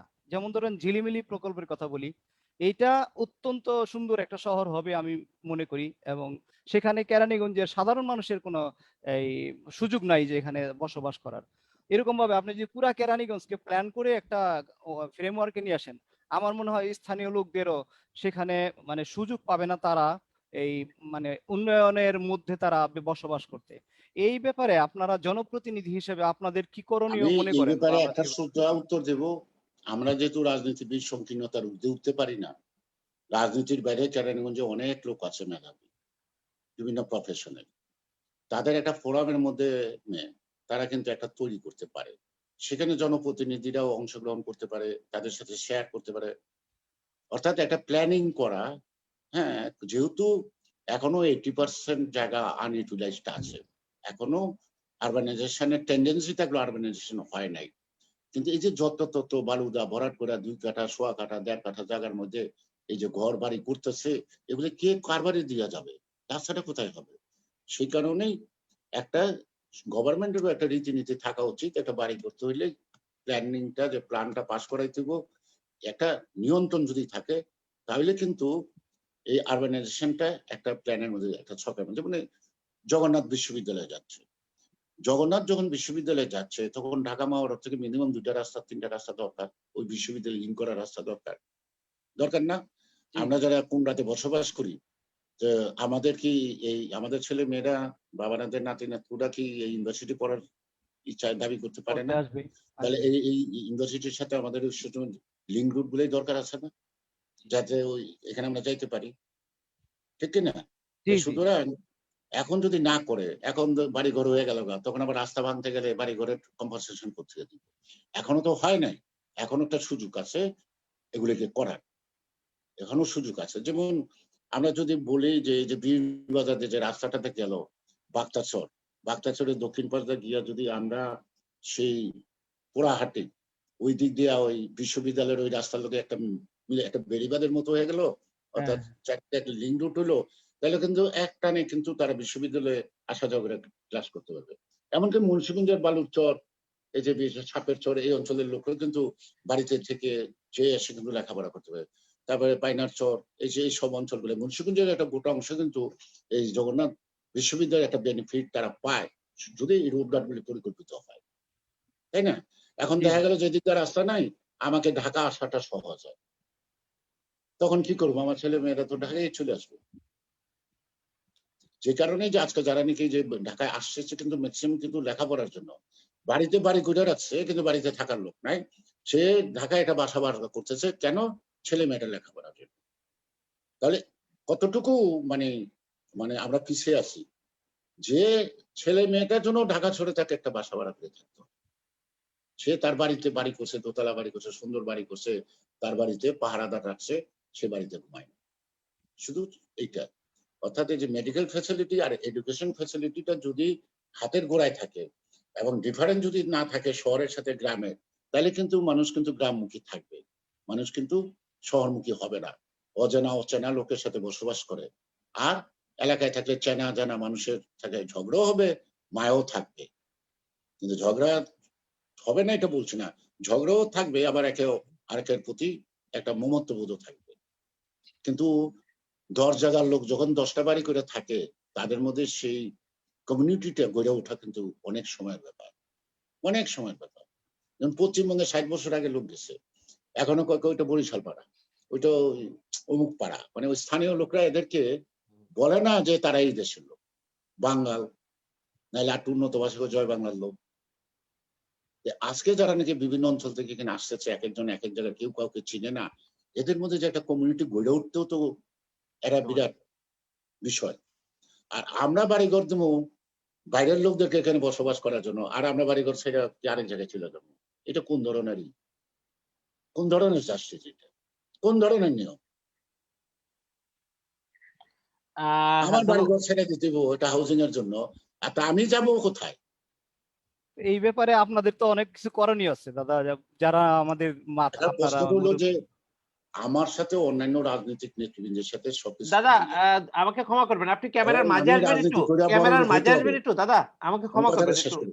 না, ক্যামেরার মাঝে আপনার চেহারা দেখা যাচ্ছে না পুরোপুরি। জি, এখন ক্ষমা করবেন। জি, জি, এখন দেখা সেটা যাচ্ছে। হলো জি, যে রাজনীতি করতে হলে বড় লোক হইতে হবে। রাজনীতি করতে হলে সবচেয়ে দামি মাছটা আমার খাইতে হবে। রাজনীতি করতে হলে সবচেয়ে দামি গাড়িটা আমার চড়তে হবে। রাজনীতি করতে হলে ঢাকা শহরের সবচেয়ে বড় বাড়িটা আমার হবে।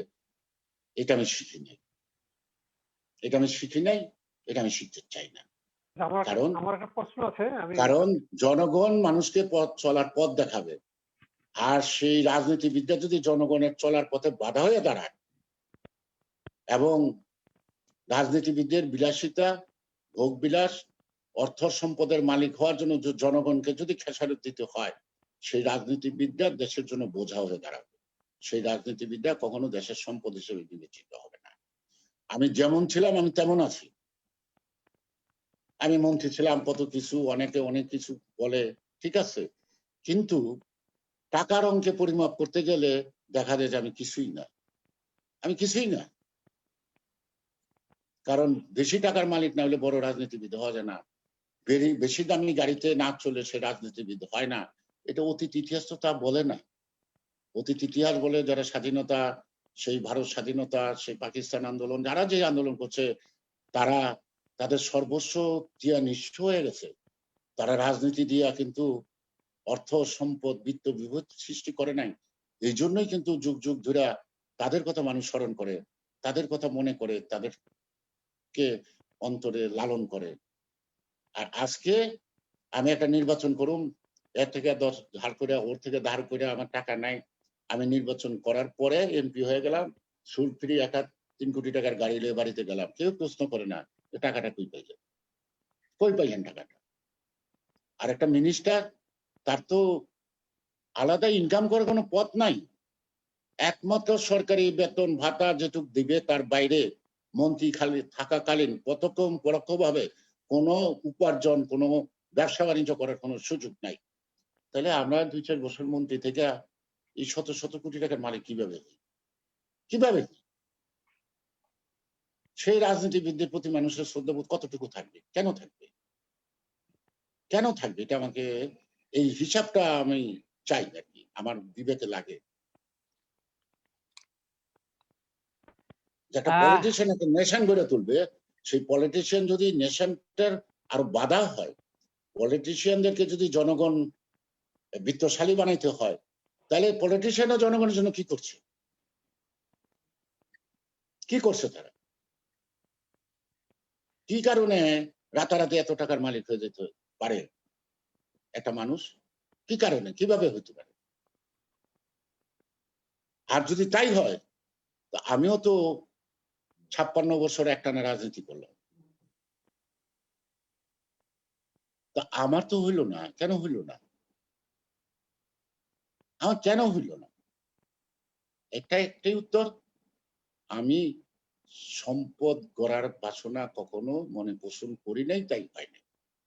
যদি আমিও চাইতাম আমারও হইতো, হইতো না তা না, হইতো, কিন্তু আমি মনে করি এটা অনৈতিক, যেটা হইতো আমার সেটা অনৈতিক। খাই না খাই বিবেকের কাছে জবাব দিতে পারি যে মানুষের সাথে আমি প্রতারণা করি না, কারো সম্পদ দখল করি না, কারো ক্ষতি করি না, কাউকে অকারণে জেলে ঢুকানো এই কাজও করি না।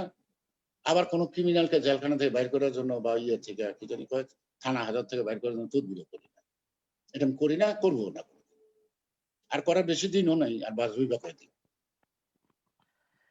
ধন্যবাদ দাদা। আসলে অনেক লম্বা সময় ধরে আমরা লাইভে আছি। আপনি খুব গুরুত্বপূর্ণ বিষয়গুলো বলছেন। আসলে এখান থেকে বের হতে ইচ্ছা করছে না।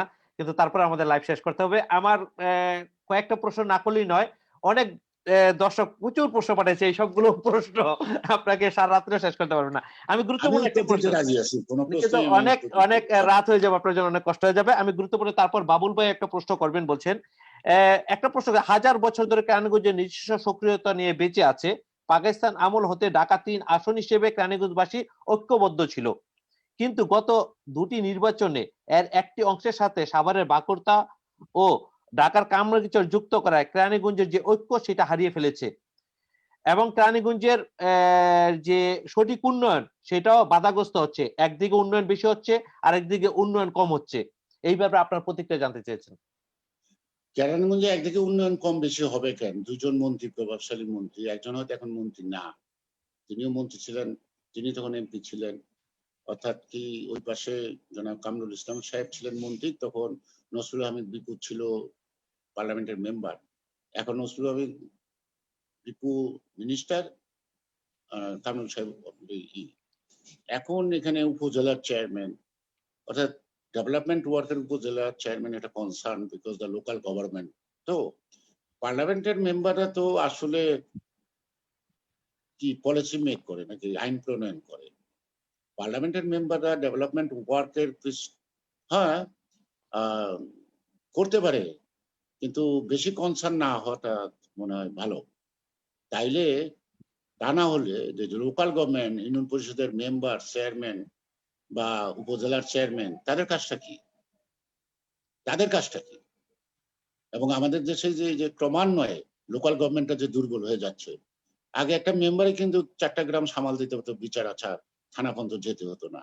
একটা চেয়ারম্যান তো কোনো কথাই নাই। ও একটা গ্রামের লোক যদি চেয়ারম্যান বাড়ির চৌকিদারের সাথে পরিচয় আছে, তো তারই দাপট ছিল ইত্যাদি। এখন চেয়ারম্যান আর মেম্বাররা মানে যেই দলই ক্ষমতাটা, এই ক্ষমতাসীন দলের নেতার হাতাদের চোটেই তো তাদের যান বেড়ে যায়। অর্থাৎ এই যে লোকাল গভর্নমেন্টটা যে দুর্বল হচ্ছে, এই লোকাল গভর্নমেন্টের দুর্বলতার কারণে কিন্তু সামাজিক হিংসা, বিদ্বেষ, এই যে বিষয়গুলি একটা সামাজিক সালিসির মধ্য দিয়ে যে মীমাংসা করার পথটা রুদ্ধ হয়ে গেছে। অর্থাৎ লোকাল গভর্নমেন্টটা একেবারে গুরুত্বহীন হয়ে পড়ছে। পার্লামেন্টের মেম্বাররা যদি এই কাজে গুরুত্ব দেয়, তখন তো তাদের আর কোনো কাজ থাকে না। কারণ পার্লামেন্টের মেম্বারদের পারফরমেন্সটা রাখবেই সে পার্লামেন্টের মধ্যে, সে আইন প্রণয়ন করবে। হ্যাঁ, বিভিন্ন পরিকল্পনার উপর পার্লামেন্টের নজর কাড়বে। তার এলাকার মধ্যে কোনো দুর্ঘটনা দেখা দিলে প্রশাসন ঠিক মতো কাজ না করলে সেগুলি তুলে ধরা, কারণ মেম্বারের অনেক গুরুত্বপূর্ণ এই কাজগুলি আছে। কিন্তু লোকাল গভর্নমেন্টে যে রাস্তা, ব্রিজ, কালভার্ট, এইটা সেটা বানানো, কে কাজ পাবে কে পাবে না, কাকে দেওয়া যাবে কাকে দেওয়া যাবে না, এই ইনভলভমেন্টটা মনে হয় পার্লামেন্ট মেম্বারদের জন্যই কিন্তু ক্ষতিকর।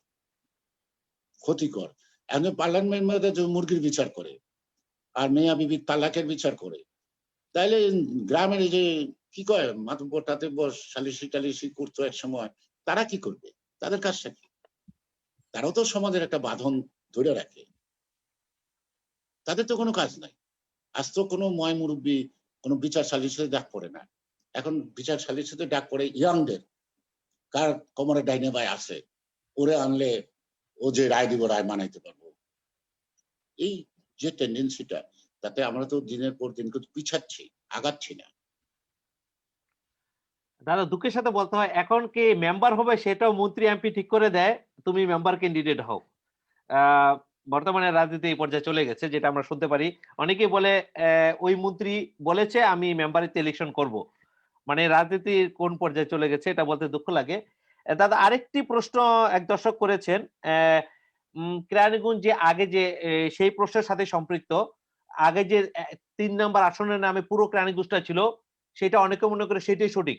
আগামীতে কি যদি আবার সেই পুরো কেরানীগঞ্জ একটি আসনে চলে আসে, সেই ব্যাপারে আপনার কোনো প্রতিক্রিয়া আছে কিনা, বা আপনার কি অভিমত? আমার কোনো প্রতিক্রিয়া নাই। কোনো আসনেই আমার কোনো পৈতৃক সম্পত্তি না, ব্যক্তিগত মালিকানাধীন না। আমি একটা রাজনৈতিক দল করি, আমি কোনো নির্বাচনে অংশগ্রহণ করি নাই। কেরানীগঞ্জের সন্তান হিসাবে আপনি কি চান পুরো না, কেরানীগঞ্জ কেরানীগঞ্জের আবার একটি সন্তান আসন হিসেবে হয়ে যাক? বলছি, যখন নির্বাচনে মানুষ ভোট দিচ্ছে তখন আমি নির্বাচন করি নাই। একটা অ্যাক্সিডেন্টাল নির্বাচনে আমাকে যেতে হয়েছে, আমি ইচ্ছুক ছিলাম না। এখন পার্লামেন্টের আসন একটা হইলো না দুইটা হইলো, এটা আমার মাথা ব্যথা নাই। কারণ পার্লামেন্টের মেম্বার তো কোনো অ্যাডমিনিস্ট্রেটিভ এরিয়ার লোক না। উপজেলার একটা অ্যাডমিনিস্ট্রেটিভ এরিয়া আছে, বাট পার্লামেন্টের মেম্বার তো পার্লামেন্টে কাজ করবে। কোনখানকার সীমানা থানা কোন জায়গায় পড়ছে এটা তো তার কোনো প্রয়োজন নাই, কোনো প্রয়োজন নাই। ভোট দেবো মার্কায়, তাই না? যেখান থেকেই দাঁড়া সেখানকার লোকই ভোট দিব। এখন এটা প্রায় শুনি, একটা হচ্ছে একটা হইলো আমার অসুবিধাটা কি? হ্যাঁ, পার্লামেন্টে যদি দল কয় নির্বাচন না করতে, করলাম না, তাতেই বা কি হলো? আর আমি নির্বাচন করতে পারি নাই নির্বাচনের সময়, তাতে আমার জীবন বৃথা হয়ে গেছে, তাও তো আমি মনে করি না। কিন্তু প্রশ্নটা হলো যে আমি এমপি হইলে তুমি এলাকায় যেতে পারবা না, এটা তো খুব খারাপ। সুতরাং কেন 4টা হইলো না 5টা হইলো না একটা হইলো, এটা আমার কোনো ব্যথা না, এটা আমার কোনো দুঃখ না। দুঃখটা হইলো যে স্বাধীনতার যুদ্ধ করলাম, দেশ স্বাধীন করলাম, আমি এমপি না বলে আমি কেরানীগঞ্জে যেতে পারবো না, এমন এমবার্গোটা যখন আসে, তখন এই যে তুমি বলছিলা যে পলায়ন পর যে এলাকা থেকে জায়গার আসে না, কেন সেই লোকটা আসবে? কি কারণে কেউ আমাকে একটা সালাম দিতে পারবে না? কি কারণে কেউ মারা গেলে তার জানাজায় আমি যেতে পারবো না? কি কারণে কারো ছেলে মেয়ের বিয়েতে আমাকে দাওয়াত দিলে আমি যেতে পারতাম না? বলো তো, উত্তরগুলি বলো, কারণটা কি? তখন এই যে বারবার আঘাত অপমান, তখন কি মন টানে? কোথাও কোথাও টানে না। আমি তো কারো বাধার কারণ হই নাই কোনোদিন, কারণ রাজনীতি করি জনগণের জন্য। এখানে ব্যক্তিগত সম্পদ নাকি? আর কেরানীগঞ্জের মধ্যে আমি চ্যালেঞ্জটা বলতে পারি, কেরানীগঞ্জের মধ্যে আমরা খুব আদি পুরুষ, খুব কম পরিবার আছে আদি পুরুষ কেরানীগঞ্জে। আমরা কিন্তু ভাসমান লোক না, আমরা কোনো থেকে আসিনি এখানে। এটা আমার 14 পুরুষ আগে থেকে আমাদের পুষ্টি আছে, যে দেশে আমরা কত বছর যাবত কেরানীগঞ্জের মানুষ। তো প্রশ্নটা এই জন্য যে প্রশ্নটা করলা, একটা হইলো না দুইটা হইলো, এইটা না। আমি আবার বলছি, পার্লামেন্টের মেম্বারের কোনো অ্যাডমিনিস্ট্রেটিভ ওয়ার্ক নাই। একটা চেয়ারম্যানের আছে, একটা উপজেলার চেয়ারম্যান আছে অ্যাডমিনিস্ট্রেটিভ ওয়ার্ক, কিন্তু একটা পার্লামেন্টের মেম্বারের কোনো এরিয়া, পার্টিকুলার এরিয়ার প্রয়োজন হয় না। কারণ তার কাজ থানায় তদবির করে না, তার কাজ এইসব তয় তদবির করে না, তার কাজটা হলো পার্লামেন্টে। হ্যাঁ, দেশের দুর্দশার কথা দেশের বলবে, শিক্ষা পরিস্থিতি, দেশের প্রতিষ্ঠানের কথা বলবে, হ্যাঁ, উন্নয়নের কথা বলবে, বরাদ্দ আনবে, কিন্তু এটা ইমপ্লিমেন্ট করবে কিন্তু প্রশাসন, এবং ইমপ্লিমেন্ট করবে লোকাল গভর্নমেন্ট। এটি হওয়া উচিত। যে কারণে কিন্তু আজকে এই পার্লামেন্টের মেম্বাররা জনগণের যে সম্মানটা পাওয়ার কথা পায় না। ভয় ডরে সামনে এসে সালাম দেয়, কিন্তু পিছনে কিন্তু সম্মানটা দেয় না। কেন দেয় না? যে কাজ তার না, সে এই কাজটা করে, এই জন্য দেয় না। হ্যাঁ, ধন্যবাদ দাদা। আসলে বাস্তবতা আপনি যে বলছেন সেটাই, যে কিছুক্ষণ আগে বললাম একজন মেম্বার কে হবে সেটাও মন্ত্রী ঠিক করে দেন। যেটা এই যে যারা মন্টু পার্লামেন্ট ভাই, মেম্বার। এই যে মোস্ত মহসিন মন্টু ভাই, আমি, জি উনি আমার 2 বছর সিনিয়র। জি উনি ঢাকা বিশ্ববিদ্যালয়ে পড়তো, আমি পড়তাম তখন, হয়তো কেরানীগঞ্জের লোক হিসেবে চিনতাম না, একজন রাজনীতিবিদ হিসেবে চিনতাম। কিন্তু এই যে এত বছর পার হয়ে গেল স্বাধীনতার পর, আজ পর্যন্ত মন্টু ভাইয়ের সাথে আমার কোনো দ্বন্দ্ব হয়নি। আমিও তো ওনাকে সম্মান দিতে কখনো কৃপণতা করি নাই, উনিও আমাকে সম্মান দিতে কখনো কৃপণতা করেন নাই। আমরা তো দুজন এক জায়গায় এক বাড়িতে যাইতে পারি, যাই, আমি ওনার বাড়িতেও যাই, উনি আমার বাড়িতে আসে, এখানে তো সমস্যা হয়নি কোনোদিন। তাইলে বিপরীতমুখী দল করে যদি একসঙ্গে থাকা যায়, একই দল করে একসঙ্গে না থাকার কারণটা কি? কি কারণটা? দাদা, এক দর্শক বলেছেন যে এই বিষয়টা আপনার বলতে চাই, আপনি এবং আমান ভাই যদি ট্রাকে করে কুন্ডা থেকে হরজতপুর যান, সেদিন বিএনপির রাজনীতির চেহারা পুরো পাল্টে যাবে কেরানীগঞ্জের। আমার কাছে আমরা কি বিএনপির কেরানীগঞ্জবাসী রাজনীতিটা এই স্বপ্ন পাল্টানোর দেখে দরকার আপনারা নাই। দুজন একসাথে হয়ে না, পুরো কেরানীগঞ্জ? বিএনপির রাজনীতিটা, কেরানীগঞ্জের রাজনীতিটা পাল্টানোর দরকার নাই। কেরানীগঞ্জের রাজনীতিটা রাজনীতির মতো থাকুক। আমার কত লোক, কারোর সাথে হাঁটতে তো আমার কোনো সমস্যা নাই, আমার কোনো সমস্যা নাই। কিন্তু যাদের সমস্যা, এখন একটা ক্লাসে পড়ি আমি, সে একটা মেধাবী ছাত্রকে আমি নির্মূল করুম, তারপর আমি ফার্স্ট হমু, এই চিন্তা যাদের মাথায় থাকে, তারা তো কারোর সাথে চলতে পারবে না। তারা কারোর সাথে চলতে পারবে না। তারা কারোর সাথে যাদের সম্মান দিতে জানে না কাউকে। আমার তো কারণে কোনো প্রতিবন্ধকতা নেই, আমার তো কোনো হিংসা নাই। কারণ আমানুল্লাহ আমান যখন ডাকসুর ভিপি হয়, ছাত্রদল কনভেনার হয়, সে তার নিজের বিবেককে প্রশ্ন করুক, সেখানে আমার কি পরিশ্রম, কতটুকু আত্মত্যাগ আছে, জীবনের ঝুঁকি কতটুকু আমি নিচ্ছি। আমি একটা স্বপ্ন দেখছিলাম যে কেরানীগঞ্জে একটা ভিপি, কেরানীগঞ্জে একটা ভিপি হবে, এটা আমি করবো ঢাকা বিশ্ববিদ্যালয়ে। আমি চেষ্টা করছি, কিন্তু প্রতিদানটা কি? প্রতিদানটা কি বলেন? সে আড়ালে আপনাদের মানে মালন করে গালি দেয়। এটাকে আমি আশা করি তার কাছ থেকে, এটাকে আমি আশা করি তার কাছে, করি না।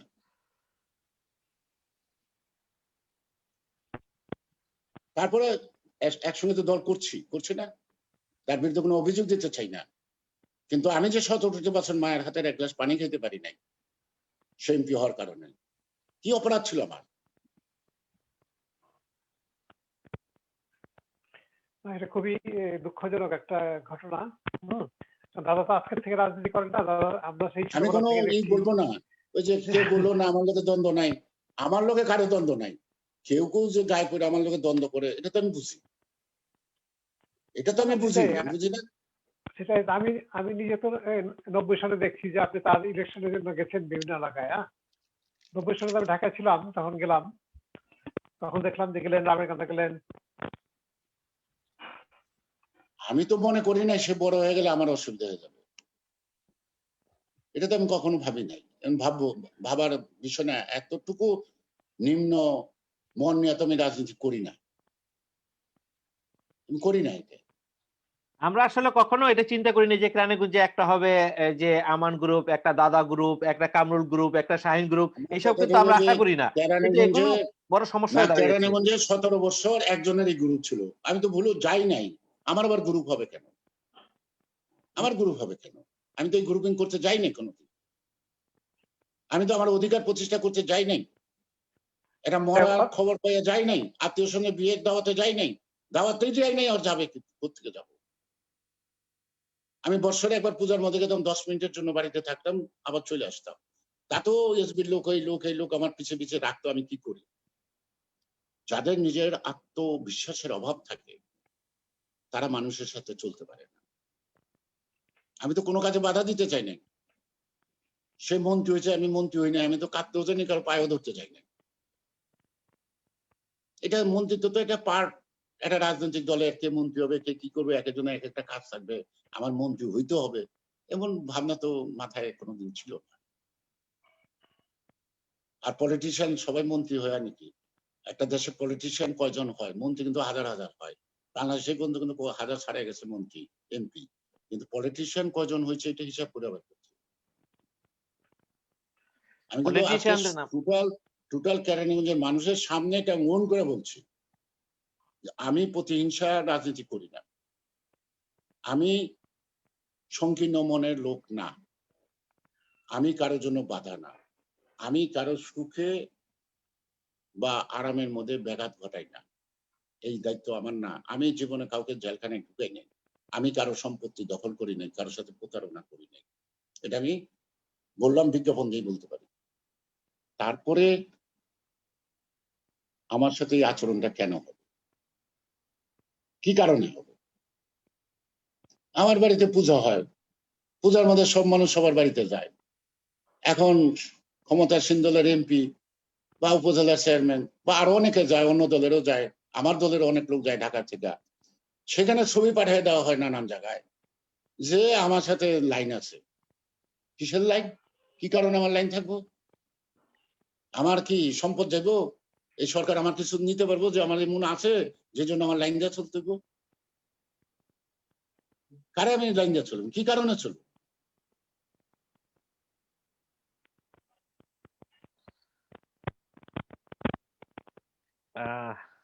আসলে অনেক ব্যাপারগুলি আসলে জানা ছিল না। আজকে আপনার লাইভে আসার অনেক কিছুই ব্যাপারগুলো আসলে পরিষ্কার হয়েছে। আসলে আমরা এই ব্যাপারগুলোতে খুশি না। যারা আমরা লাইভ দেখছি ডাকসু নির্বাচনের পর আমাকে গোলাম ফারুক অভি দলীয় কার্যালয়ে আমাকে মৃত্যুদণ্ড ঘোষণা দিয়েছে। এই আমানকে ভিপি বানাইতে গিয়ে এটা মৃত্যুদণ্ড ঘোষণা দিচ্ছে। গোলাম ফারুক অভি কে? তখন তারা ঢাকা বিশ্ববিদ্যালয়ে কত শক্তিশালী লোক, তাই না? অভিনীরও শুনেছি অনেক। তারা তো ঢাকা হ্যাঁ, বিশ্ববিদ্যালয় প্রেসিডেন্ট। জি। তো আমি যদি ওদের স্বার্থে আঘাত না করে থাকি, আমি যদি আমানের পক্ষে কাজ না করি, তাহলে ওরা আমাকে মৃত্যুদণ্ড ঘোষণা করবে।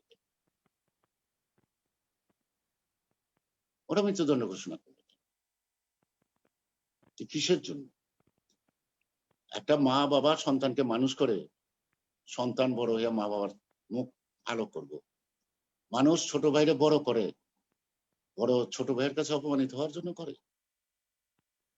অপমানিত হওয়ার জন্য করে নাকি?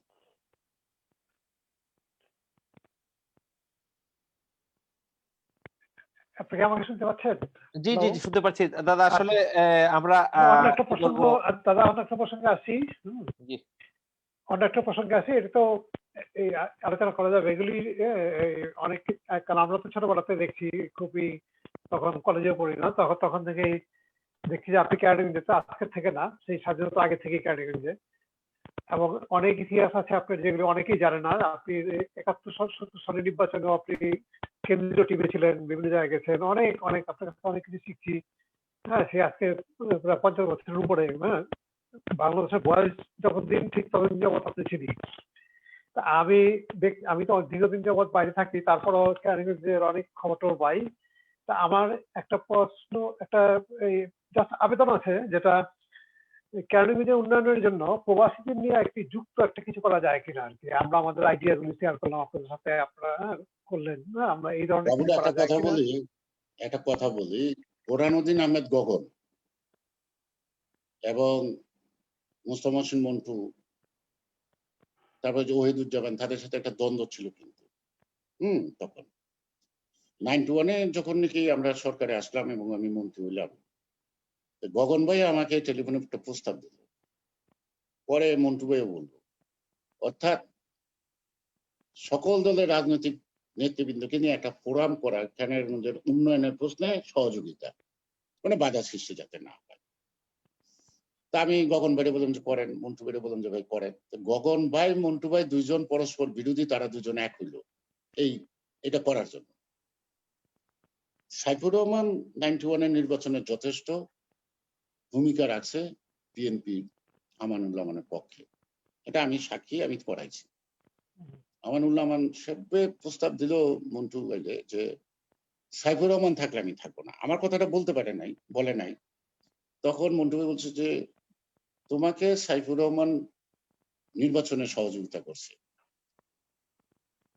আপত্তি থাকলে আমার থাকতে পারে, তোমার তো থাকার কথা না। অর্থাৎ এই যে উদ্যোগ, তুমি যে কথাটা বলতে চাও, এই যে উদ্যোগ, আগে কনসার্ন পলিটিশিয়ানরা যারা নাকি পাওয়ার আছে তারা তোমাকে অ্যাকসেপ্ট করে কিনা, তোমার সাথে শেয়ার করতে চায় কিনা, তার উপরে নির্ভর করে কিন্তু এই উদ্যোগটা। রাজনীতির বাইরেও যারা নাকি বিভিন্ন ভাবে আছে, আমাদের প্রবাসী থাকুক, দেশে থাকুক, বিভিন্ন প্রফেশনে আছে, তারা অনেক খবর রাখে, অনেক কিছু দেখে, তারা এর থেকে ধারণা নেওয়া, তাদের মেধা কাজে লাগানো। এটা প্রথমত হলো যে রিসিভ করবে কিনা, যারা সরকারে আছে তারা এটাকে কমফোর্টেবলি রিসিভ করবে কিনা। তারা যদি রিসিভ করে তাহলে অবদান রাখার সুযোগ আছে। আর তারা যদি আমরা নেব, শেয়ার না করতে চায়, তোমাকে শেয়ার না দিতে চায়, তোমাকে শেয়ার করতে না দেয়, তাহলে সেখানে তোমার ভাবনাটা ভাবনার মধ্যে থাকবে, কিন্তু কিছু করার থাকবে না, কিছু করার থাকবে না। হ্যাঁ, মাঝে মাঝে লিখতে পারবা এখানে এটা প্রয়োজন, ওখানে এটা প্রয়োজন, এটা এইভাবে হতে পারে, এরকম কিছু ধারণা পাবলিকলি দিতে পারবা, সেখান থেকে যদি গ্রহণ করে কিছু করতে পারে। কিন্তু তুমি যে অর্থ বুঝাইতে চাইতেছো সেটা নির্ভর করবে যে যারা ক্ষমতায় আছে তারা যদি তোমার মেধাকে কাজে লাগাইতে চায়, তখন তুমি সেই মেধাটা দেশের জন্য দিতে পারবা, আদারওয়াইজ পারবা না। এটা ঠিক, এটা ঠিক। আরেকটা কথা যেটা আপনি বললেন কিছুক্ষণ আগে, যে আসলে এই 90-তে যখন ইলেকশন হয়, আমি তো তখন ঢাকায় গেলাম না, তখন যদি সাইফুর ভাই ইলেকশন করে তাহলে কিন্তু মন্টু ভাই জিতে যায়, কারণ ভোটটা ভাগ হয়ে যেত। হ্যাঁ, সাকিব ভাই এটা বড় একটা হেল্প করছে আমার জেতার ব্যাপারে। হ্যাঁ, কারণ সাকিব ভাই একটা ভালো ইমেজ ছিল ক্যানিংয়ে, আমি তখন যা দেশে যা দেখছি আর কি। হ্যাঁ, যাই হোক, এগুলো অনেক ইতিহাস, এগুলি তো মানে অন্য ভাবে আলোচনা করা যাবে। তাই আমি খুব ভালো লাগলো দাদা আপনার দেখাতে, ওই ধরনের একটা উদ্যোগ দেখে আমরা ইউরোপ থেকে নেবো আর কি, মানে পজিশন এবং অপোজিশনকে একটা প্ল্যাটফর্মে আনা ক্যানিংয়ের জন্য উন্নয়নের ব্যাপারে। হ্যাঁ, এটা জাস্ট আপনাকে জানালাম, আমরা একটা উদ্যোগ নেওয়ার ইচ্ছা আছে। আমরাই সরকারি দলকে কনভিন্স করার চেষ্টা করবো কোনো না কোনো ভাবে, যাতে এই উদ্যোগে জয়েন করে। কারণ আমরা যারা প্রবাসী আছি আমেরিকায়, ইউরোপে, যে যেখানে আছি, আমরা কন্ট্রিবিউট করতে পারবো, ফাইন্যান্সিয়ালি হোক বা এমনি বুদ্ধি দেওয়া হোক বা প্রজেক্ট দেওয়া হোক। হ্যাঁ, কোনো না কোনো ভাবে কিছু কিছু কাজ যে আকারেই হোক সেটা আমরা করতে পারবো। তাই এটা জানালাম আপনাকে, এবং আপনার সম্মতি আছে এটা বুঝলাম। হ্যাঁ, অন্যরা যদি অন্যদের সম্মতি থাকলে আপনারও থাকবে। হ্যাঁ, সেটা বুঝলাম, এটা খুবই ভালো লাগলো। ইনশাআল্লাহ সামনে যদি আমরা বিভু ভাইকে এবং আরো যারা আছেন গামরু সাহেব, ওনাদেরকে একসাথে সম্পৃক্ত করতে পারি লাইভে, এই বিষয়টা নিয়ে খোলামেলা আলোচনা করলে হয়তো একটা রেজাল্ট আসতে পারে। রাইট, হ্যাঁ হ্যাঁ হ্যাঁ। কারণ অনেক কথা অবগত না, আমরা যেটা চাচ্ছি তাদেরকে অবহিত করতে হবে, অবগত করতে হবে। আমার কিন্তু বলছি কোনোটাই সমস্যা না। জি, আমি দাদা তো আজকে আপনার তো সম্মতি পেয়ে গেলাম, আপনারটা তো ক্লিয়ারই হলাম। আমার এখন কোনো সমস্যা না কারোর সাথে কথা বলা। জি, এখন বাকিদের সাথে আশা কারণ করি। আমি অন্ধকারে যেমন আলো তো তেমন, আমার না দাদা, বাইরে যা আপনাকে সবসময় একই রকম দেখে আসছি আমরা ছোটকাল থেকেই দাদা, আগে যেরকম এখন তেমনই আছেন। আর আমার মনে হয় 2 ঘন্টা হলো লাইভে আছি। অনেক আর ইতিহাস আছে ছাত্র রাজনীতিতে, এবং অনেক কন্ট্রিবিউশন আছে বাংলাদেশ স্টুডেন্ট পলিটিক্সে, যেটা অনেকেই জানে না আর কি। আমি যতটুকু জানি কেন অনেকেই জানে না এখন, কারণ ওই সময়কার তো অনেকেই নাই আর কি। হ্যাঁ, তবে আজকে আমাদের সৌভাগ্য হয়েছে দাদা লাইভে আসায়, অনেক বিষয়গুলো ক্লিয়ার করাতে। কেরানীগঞ্জবাসীর একটা সৌভাগ্য হলো অনেক বিষয় জানার। হ্যাঁ, এবং আজকে খুব ভালো লাগলো যে অনেকদিন পরে একটু দেখলাম, কথা আমি যখন বললাম। 5ম শ্রেণীর ছাত্র, তখনও আমি ওদিকে যাই, কলাইতে স্কুলে যাই। আর আমার মন্ত্রী হইয়া আমি কেরানীগঞ্জে হাঁটতে পারি। আর দাদার হাত ধরে তো আমরাও ছাত্র রাজনীতিতে আসছি না, সেই 72 সালে। হ্যাঁ, এবং তখন দাদা যতটুকু আমাদেরকে রিসিভ করতো, যতটুকু গ্রহণ করতো, কল্পনা করতে পারবেন না। হ্যাঁ, যতটুকুই আজকে যতটুকুই করছি দাদার কারণে। হ্যাঁ, এটা তো একদম সবসময় বলি, সবার কাছে বলি আর কি। হ্যাঁ, কারণ অনেক সেই স্বাধীনের পরে ওই সময় খুব কনফ্লিক্ট ছিল, যে বলেন না যে গভর্নর মন্টু এক প্ল্যাটফর্মে আসতে চাইছে ক্যানিংয়ের ব্যাপারে, ওরা দুইজন মারামারি করে কিন্তু অনেক লোক মারাও গেছে ক্যানিংয়ে। হ্যাঁ, বিশাল সংঘাত ছিল ওদের মধ্যে। হ্যাঁ, তারপরে তো আসতে চাইছে না। ক্যারানিগঞ্জের ব্যাপারে সবাই ঐক্যবদ্ধ হলে ক্যারানিগঞ্জটার চেহারা পাল্টে যাবে আমার কাছে মনে হয়। এবং এই যে অপরিকল্পিত বা যা বললেন সুয়েজ লাইন, এগুলি অল্টারনেটিভ কি আছে, হ্যাঁ, ইউরোপে কি আছে, এই তথ্যগুলি যদি জানতে পারে আমাদের ক্যারানিগঞ্জে যারা এই একটা প্রশাসন কথা চালায় হলো যে তাহলে রাজনীতি তো সবাই করে না বাবু, উম, কত পার্সেন্ট লোক রাজনীতি করে হ্যাঁ, সেটাই। সক্রিয়। এখন তার মানে বৃহৎ অংশটাই তো একটা সমাজ কেরানীগঞ্জে। এই বৃহৎ অংশ সমাজটাকে থেকে তুমি বিচ্ছিন্ন হয়ে যেত রাজনীতি করে, বিচ্ছিন্ন করতেছো, এটা কার ক্ষতি? আমার কথাটা হলো যে আমি যখন খেলতে যাবো তখন তোমার সাথে খেলাধুলা, খেলা শেষ তারপর তো একসঙ্গে বেরিয়ে যাবো। রাজনীতিটা তো এমন হওয়া উচিত। আমার কথা আমি বলবো, আরেকজনের কথা আরেকজনে বলবে, পিপলস যার কথায় কনভিন্স হবে হবে, না হয় না হবে, সেটা তার ব্যাপার। কিন্তু এই যে সামাজিক অনুষ্ঠানে একসঙ্গে বসা যাবে না, একজন গেলে আরেকজন যাওয়া যাবে না, একজন গেলে আরেকজনের দাওয়াত দেওয়া যাবে না, এটা তো কোনো মানে সামাজিক জীব যে মানুষ, সেটা তো সামাজিক জীবে পড়ে না, এটা পড়ে না তো। সেটাই। পলিটিশিয়ানদের তো হবে লায়ন হার্টেড, আমার পলিটিশিয়ানরা তো সংকীর্ণ মনের হবে কেন? তার মনের সীমানাটা এত ছোট হবে কেন? সেটাই। এবং এখন সেই সেই পুরনো অনেকেই সেই ৭২ সালের কথা বলতেছি, দাদা যখন ছাত্র রাজনীতি করতো, প্রথম সবচেয়ে বৃহৎ ছাত্র সম্মেলন হয়েছিল ঢাকা রেসকোর্স ময়দানে, তখন হ্যাঁ দাদা আপ্যায়ন কমিটির প্রধান ছিলেন, হ্যাঁ, সেই সম্মেলনে। এবং কোনো এক কারণে দাদা তো অনেক বড় জায়গায় যাওয়ার কথা ছিল ছাত্র রাজনীতিতে, ক্লিক ক্লিক ছিল, পার্টির বিভিন্ন ছিল না, এই কারণে হয়তো হয়ে গেছেন। কিন্তু দাদা যে পরিশ্রম করতেন আমি যে দেখছি সেই সময় আর কি, রেসকোর্স সম্মেলনে ওখানে খেলা আছে দাদা ৭২ সালে যে হইলো, হ্যাঁ, হ্যাঁ, কি, হ্যাঁ, ৭১ও খেল আছে, ৭২ও আছে, সবই তো আছে। কত স্মৃতি, হ্যাঁ, অনেক স্মৃতি না। কিন্তু পলিটিক্সে হয়েছে কি যে দাদা খুব সরল মানুষ এবং ক্লিক ক্লিক এগুলি বুঝতো না আগে থেকে আর কি, গ্রুপিং এগুলি কিছুই করতো না, যার জন্য হয়েছে কি ওই সময় ছাত্র রাজনীতিতে নাহলে বড় ২৮শে মার্চ সংগঠনের থেকে হুম, ২৮শে মার্চ থেকে কেরানীগঞ্জে যশোর পলিটিশিয়ান গিয়ে আশ্রয় নিচ্ছে। হুম, আমি ৭ দিনের মধ্যে সবাইকে একসঙ্গে যোগাযোগ করাইছি। এবং এই যে অধ্যাপক হামিদুর রহমান তখন এমপি, উনি আমাদের বাড়ির উল্টা MCA দিকে বাক্তারচর আগরদিন স্যারদের বাড়িতে ছিলেন। আমার বাড়িতেও ১০-১২ জন এমএনএমপি ছিল। আমরা ওনার বাসায় গিয়ে একসঙ্গে বসছি, বৈশা সিদ্ধান্ত নিয়ে আমরা সামনের দিকে আগাইছি। হ্যাঁ, অনেক আমাদের তো অনেক কোনো সমস্যা হয় না। তবে সেটাই। প্রশ্নটা হলো যে জীবনের সময়গুলো দেশের জন্য, জনগণের জন্য জমু, কারো কারো শান্তির জন্য আমি আমার মাতৃভূমি ত্যাগ করতে হইব কেন? কি কারণে? না না, এটা তো আমার কাছে তো এই আনএক্সপেক্টেড মনে হয়, যত মানে এই সাহস পাইলো কোথেকে এগুলি করা। আমার মনে হয় কি বাবুল ভাই আপনি আমার সাথে একমত হবেন, দাদাও হবে, যে সাধারণ জনগণ যারা, তারা কিন্তু এই বিভাজনটা দেখতে পছন্দ করে না। একেবারেই পছন্দ তারা করে কিন্তু না। চায় না। তারা চায়, যেমন ধরেন আমরা দেখি ঢাকা শহরে নোয়াখালীর লোকেরা যখন এই মিটিং যে করে। হারুন, জি দাদা। হারুন তো তুমি তো এলাকায় বাস করছো অনেকদিন, ঢাকায় প্রফেশনে আসছো। জি তুমি বুঝ থেকে এই পর্যন্ত আমার কোনো নুইসেন্স ওয়ার্ড তোমাদের এলাকায় শুনছো? দাদা, আসলে না, এরকম তো আমি শুনি নাই কখনো আপনার কাছ থেকে। তবে আমরা সাধারণ মানুষের সাথে মিলেমিশে যখন ছিলাম, তখন আপনাদের মধ্যে যে মানে মৌন একটা ইয়ে ছিল, এটা আসলে কেউ পছন্দ করতো না দাদা, কেউ পছন্দ করেও না। হ্যাঁ, আর এই যে আমারটা মনে থাকবে কেন? আমি তো যাই নাই, আমারটা মনে থাকবে কোথেকে? আমি তো এলাকায় যাই নাই। ইভেন আমি আপনি হয়তো এই দ্বন্দ্ব ফেসাদ করবো না বলেই তো যাই নাই। জি, এবং আমাকে কেউ দাওয়াতও দিত না, দাওয়াত দিলেও তার কি যায়। এই জন্য এটা নিয়ে আমি মাইন্ডও করতাম না। আমি ওই কেরানীগঞ্জ বাদ দিয়েই চলছি বাংলাদেশ, ওটা ইভেন দরকার নেই। জনগণ চায় কি জানেন, যে আপনি বিএনপির প্রতিনিধি হিসেবে আমাদের বর্তমান যারা আওয়ামী লীগের আছে তাদের সাথেও মিলেমিশে আপনি কাজ করেন, তাহলেই জনগণ হয়তো আরো বেশি আনন্দিত হবে, যে না, সব দল মত নির্বিশেষে কেরানীগঞ্জের আমি মানুষ তো নেতারা সেই এক কথাটাই হয়ে- বলতেছি, আমার রাজনীতির জায়গায় থাকুক, কিন্তু কেরানীগঞ্জের স্বার্থের ব্যাপারে আমরা এক সুরে কথা বলতে এক অসুবিধা সুরে নেই। কাজ করতে হবে। তাহলে আমরা জনগণরা কিন্তু স্বস্তি পাবো, আপনারা যদি সবাই মিলেমিশে কাজ করেন। এখন আমি অন্য দলের লোকের সাথে মিলে চলতে পারবো, আমার নিজের দলের লোক আমারে যাইতে দিব না, ওইটা করবো ওইটা করবো, এইসব কথাবার্তা সকাল বিকাল এক এক সময় এক এক। না আসলে কেরানীগঞ্জ থেকে তো আমি আমার জীবনে তো কেরানীগঞ্জ থেকে কোনো আয় করি নাই। আমার পৈতৃক সম্পত্তি ধান চাল হয়েছে, খাইছি, না, এখনো আছে। আমি তো কেরানীগঞ্জে কেরানীগঞ্জে ভোট এখনো আনতে পারি নাই।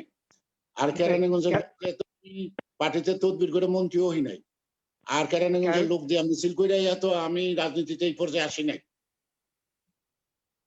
না, কেরানীগঞ্জে যার জন্ম, কেরানীগঞ্জে বসবাস করে, তার কেরানীগঞ্জের আসার বাধা মানুষের আমি যদি একটা- কিছু অর্জন করে থাকি যে কোনো আমার জীবনে, নাগরিক আমি বলবো যে আমি যদি কিছু অর্জন করে থাকি সেটা যদি গর্বের ব্যাপার হয়, সেটা আমি বলবো যে কেরানীগঞ্জের মানুষ এটার অংশীদার।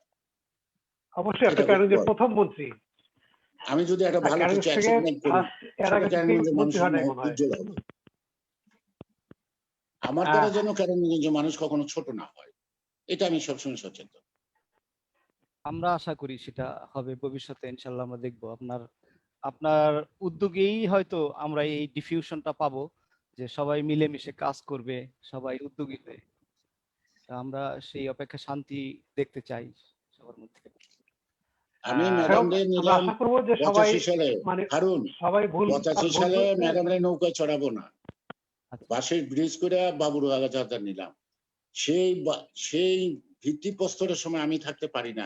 কথা বুঝবো, পানগাতে যখনই হয় কি কয় ওই যে পোর্ট, রিভার পোর্ট যেটা, হ্যাঁ, সেটা যখন ম্যাডাম যায় সেখানে, অন্য মন্ত্রী যায়, আমি যাইতে পারি না। কি কারণ? কি কারণটা কি?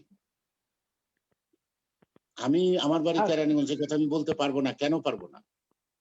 না, সেটা তো কেন্দ্র থেকে একটা উদ্যোগ নিতে পারতো যে কেন প্রবলেম গুলো কি, মানে কেন্দ্র থেকে তো করতে পারতো। হুম। আসলে কি বলবো শেখ, বুঝতে পারতেছি না। আসলে আমরা এগুলো কেউ, ওই যারা আজকে লাইভ দর্শক দেখছে, কেরানীগঞ্জে লক্ষ লক্ষ মানুষ, কেউ এই জিনিসটা পছন্দ করে না, চায়ও না। আশা করি এই সমস্যা আমি নিজে পছন্দ করি না, আমি এটা করি না। আমার তরফ থেকে এগুলো ফায়না হবেও না। কিন্তু আমি কারো পথে কাটা ফালানোর লোক না। কিন্তু আমার প্রতি পদে পদে যে কাটা ফালায়, এটা কেরানীগঞ্জের মানুষকে বুঝতে হবে যে অপরাধটা কার। আমার তো না। তোমার সাতটার আমের কান্দা এই অঞ্চলে কি আমার ভক্ত কুল বা আপনজন কম আছে? কেন আমি যেতে পারি না? দীর্ঘ 30 বছর যাবত কেন যেতে পারি? কি কারণে যেতে পারি? দাদা আসলে এটা খুব অবাক লাগলো আপনার এই কথা শুনে। আপনি বাংলাদেশের শীর্ষস্থানীয় একজন রাজনীতিবিদ, মানে হাতে গোনা কয়েকজন রাজনীতিবিদদের মধ্যে একজন, সর্বজন শ্রদ্ধেয়। আজকে যদি আপনি কেরানীগঞ্জের সন্তান হয়ে বলেন আমি রুইতপুর যেতে পারি না, এর চেয়ে কষ্টের কথা, এর চেয়ে দুঃখজনক কথা আর হতে পারে না। এটা আসলে আমরা ব্যথিত, এসব কথা আজকে জানতে পেরে শুনতে পেরে খুবই ব্যথিত। যেই ব্যক্তি বাংলাদেশে সব জায়গায় যেতে পারেন আর তিনি তার এলাকায় আসতে পারেন না, এর চেয়ে কষ্টের কথা আর দুঃখের কথা আর হইতে পারে না। আশা করি আর আশু সমাধান হবে। আমার আমরা কথাটা এটাই প্রত্যাশা করি। সমাধানের নয়। আমার একটা বয়স হয়েছে, আমি বাঁচবো কাজী। আমার কেরানীগঞ্জের মানুষের জানায় দেওয়া ভালো। তাদের মধ্যে আক্ষেপ থাকতে পারে, অথবা তারা মনে করতে পারে আমি তো অহংকারী, এটাও মনে করতে পারে। আমি হয়তো তাদের সাথে মিশতে যাই নাই, এটাও মনে করতে পারে। আমি আমার অক্ষমতাটা আমি পরিষ্কার করে দিলাম। হয়তো কালকে মারা যেতে পারে, যেন মানুষ মনে করে যে এই লোকটা আমাদের প্রতি দরদ ভালোবাসা থাকলো, তার ভালোবাসাটা ব্যক্ত করার সুযোগ পায়নি। এই জন্যই কথাটা বলা, আমার একটা বলার প্রয়োজন নাই। আর আমি গেলা যে কেউ আটকে রাখতে পারবে তাও না। আমি চাই না এই দ্বন্দ্ব ফেসাদ করতে। কারণ পাক বাহিনীর লোকে যুদ্ধ করতে পারছি, কেউ আমার পথে কাটা হইয়া আমার আটকে রাখবো এত সহজ না তো। কিন্তু ওই জিনিসটা চাই না। কারণ একটা দেশের অর্জনের জন্য যুদ্ধ করা আর ব্যক্তিগত স্বার্থ চরিতার্থ করার জন্য ঝগড়া করা, দুটা এক মাপের তো না। আর এটা মানায়ও না আমাদের। ধন্যবাদ দাদা আপনাকে। আমরা 2 ঘন্টার উপরে লাইভে আছি। আমার আপনার অনেক ওখানে অনেক রাত হয়ে গেছে, যারা আছেন আপনাদেরও বাউল ভাই। আমরা বোধহয় আরেকদিন যদি কোনো থ্যাংক সুযোগ ইউ। পাই, আজকে আরেকদিন। 2রা এপ্রিল সর্বশেষ যারা জীবন দিয়ে রক্ত দিয়ে এই কেরানীগঞ্জে পাক বাহিনীর হাতে যারা শাহাদাত বরণ করেছেন, তাদের বিদেহী আত্মার প্রতি আমি শ্রদ্ধা নিবেদন করি। এবং যুগ যুগ ধরে মানুষ যেন তাদেরকে স্মরণ করে শ্রদ্ধা করে। তাদের ঋণ আমাদের পরিশোধ করার সক্ষমতা নাই, কমপক্ষে যে গণতান্ত্রিক রাষ্ট্র, সুখী সমৃদ্ধশালী দেশ দেখার জন্য তারা জীবন দিয়েছেন, রক্ত দিয়েছেন, আমরা তাদের ঋণ যেন পরিশোধ করি এমনি একটি গণতান্ত্রিক রাষ্ট্র বিনির্মাণের মধ্য দিয়ে। এটুকুই আমার শেষ কথা। ধন্যবাদ দাদা। দাদা, সর্বশেষ একটা বিষয় আপনার কাছে জানতে চাই। যদি কখনো সুযোগ হয়, আজকে লাইভে সবাই শুনছে, সবাই দেখছে, এ আমান ভাই, আপনি, আরো যারা কেরানীগঞ্জের রাজনীতিবিদ আছেন, একসাথে যদি বসার ব্যবস্থা করি, আশা করি আপনার কোনো আপত্তি থাকবে না। কোথায়? এই লাইভেই আসতে, আমরা তো আর একসাথে বসে না না, কোনো এই লাইভে। লাইফে শোনো, এই লাইফে তো ঝগড়াঝাটি করাটা খারাপ। না, খারাপ অনেক বিষয়, অনেক তিক্ততা আছে, না, সেটা চলে অনেক যেতে বিষয় পারে। না। আমি কিন্তু খুব মানে সচরাচর বলি না। আজকে আমি কথাগুলো আমি রাখতে পারতেছি না, তাই আমি বলে ফেলছি। আমি বলে ফেলছি যে আমার জাত তুলে গালি দেয়। আরো অনেক কিছু আছে যে আমার থেকে নিচ্ছে, যে আমার থেকে উপকার নিচ্ছে, সেটা স্বীকার করুক আর না করুক। আমার ক্ষতি করার জন্য সার্বক্ষণিক যে ব্যস্ত থাকে, তার সাথে মুখামুখি কথা বলা কি আমার কথার কোনো উত্তর দিতে পারবো? কোনো কথার উত্তর দিতে পারবো না। এবং আরেকটা ক্ষতি হবে, কারণ আমি রাজনীতি নিজের জন্য করি না, রাজনীতি দেশের জন্য করি। যারা রাজনীতি নিজের জন্য করেন তাদের সাথে আমার মিলবে না কখনো। চরিত্রই আলাদা, চরিত্রই আলাদা। হতে পারে কার অবদান কত বেশি সেটা অন্য কথা, আমি জানি না। তবে এইটুকু বলতে পারবো, রাজনীতিতে, স্বাধীনতায়, গণতান্ত্রিক আন্দোলনে, বিএনপিতে আমি কারো থেকে বেশি করছি করি নাই, কিন্তু কারো থেকে কম করছি এটা মানি না, এটা কখনো মানি না। আমি সবার উপরে দাবি করি না, কিন্তু সবার নিচেও আমি না। এইটুকু আমার আনন্দ, আমি করতে পারছি। বাট এটার বিনিময়ে আমি কিছু প্রাপ্তি, এটা কখনো আশা করি না, করবো না। ধন্যবাদ দাদা। আপনাকে আবারও অসংখ্য ধন্যবাদ। আজকে আপনি লাইভে আসাতে কেরানীগঞ্জবাসীর অনেক কিছু জানার সুযোগ হয়েছে। যেইগুলো কেরানীগঞ্জে একেবারে অজানা ছিল। আ আশা করি যে এই সমস্যাগুলোর কথা বললেন, এই সমস্যাটার সমাধান আমরা প্রত্যাশা করি। আপনাকে অসংখ্য ধন্যবাদ, এবং যারা লাইভ দেখছেন দীর্ঘক্ষণ ধরে, প্রায় আমি এত বড় লাইভ কখনো করি নাই। ২ ঘন্টার উপরে লাইভ হচ্ছে এবং আমাদের কথা শেষ হচ্ছে না। তারপরে আমাদের শেষ করতে হবে। সবকিছুর একটা লিমিট আছে। আমাদের শেষ করতে হচ্ছে। আমরা যদি আবার কোনদিন সুযোগ পাই দাদাকে নিয়ে আসার, আবার নিয়ে আসবো, আপনাদের কথা শুনবো।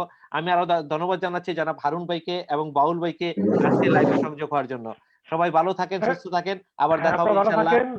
জি, আপনি ধন্যবাদ। ভালো থাকেন। খুব ভালো লাগলো দাদা, আমি কালকে ফোন করবো না আপনাকে। হ্যাঁ, জি, কথা বলবো। আপনাকে ধন্যবাদ আমান ভাই, অনেক কষ্ট করে আপনি হ্যাঁ। অনুষ্ঠানগুলো করেন এবং না, এগুলো আপনাদের সহযোগিতা। আপনাদের কেরানীগঞ্জের মা সকলের সহযোগিতায় সম্ভব হয়। আপনাদের আমি সবার সহযোগিতার ফলেই আজকে দাদা আসছেন লাইভে। আর দাদার সহযোগিতার ফলেই কিন্তু আজকে কথা বলতে পেরেছি। আমি বলি শুনেন, কেরানীগঞ্জের মানুষের দেশ, কেরানীগঞ্জের যেই উপকার হবে এই অনুষ্ঠানগুলোর মাধ্যমে, এটা অমূল্য। এটা মূল্য আপনি দিতে বুঝতে পারবেন না যে কত বড় কাজ করছেন। সবাইকে নিয়ে আপনি একটা ফোরাম তৈরি করছেন, কথা শোনাচ্ছেন, নেতাদের কথা শোনাচ্ছেন, জনগণের কথা শুনছেন। এগুলো জনগণের মধ্যে একটা প্রশান্তি দিবে এবং ভবিষ্যতে কেরানীগঞ্জের একটা সুন্দর মানে উন্নয়নের একটা রূপরেখা তৈরি হবে আমি মনে করি। আপনাকে ধন্যবাদ জানাচ্ছি।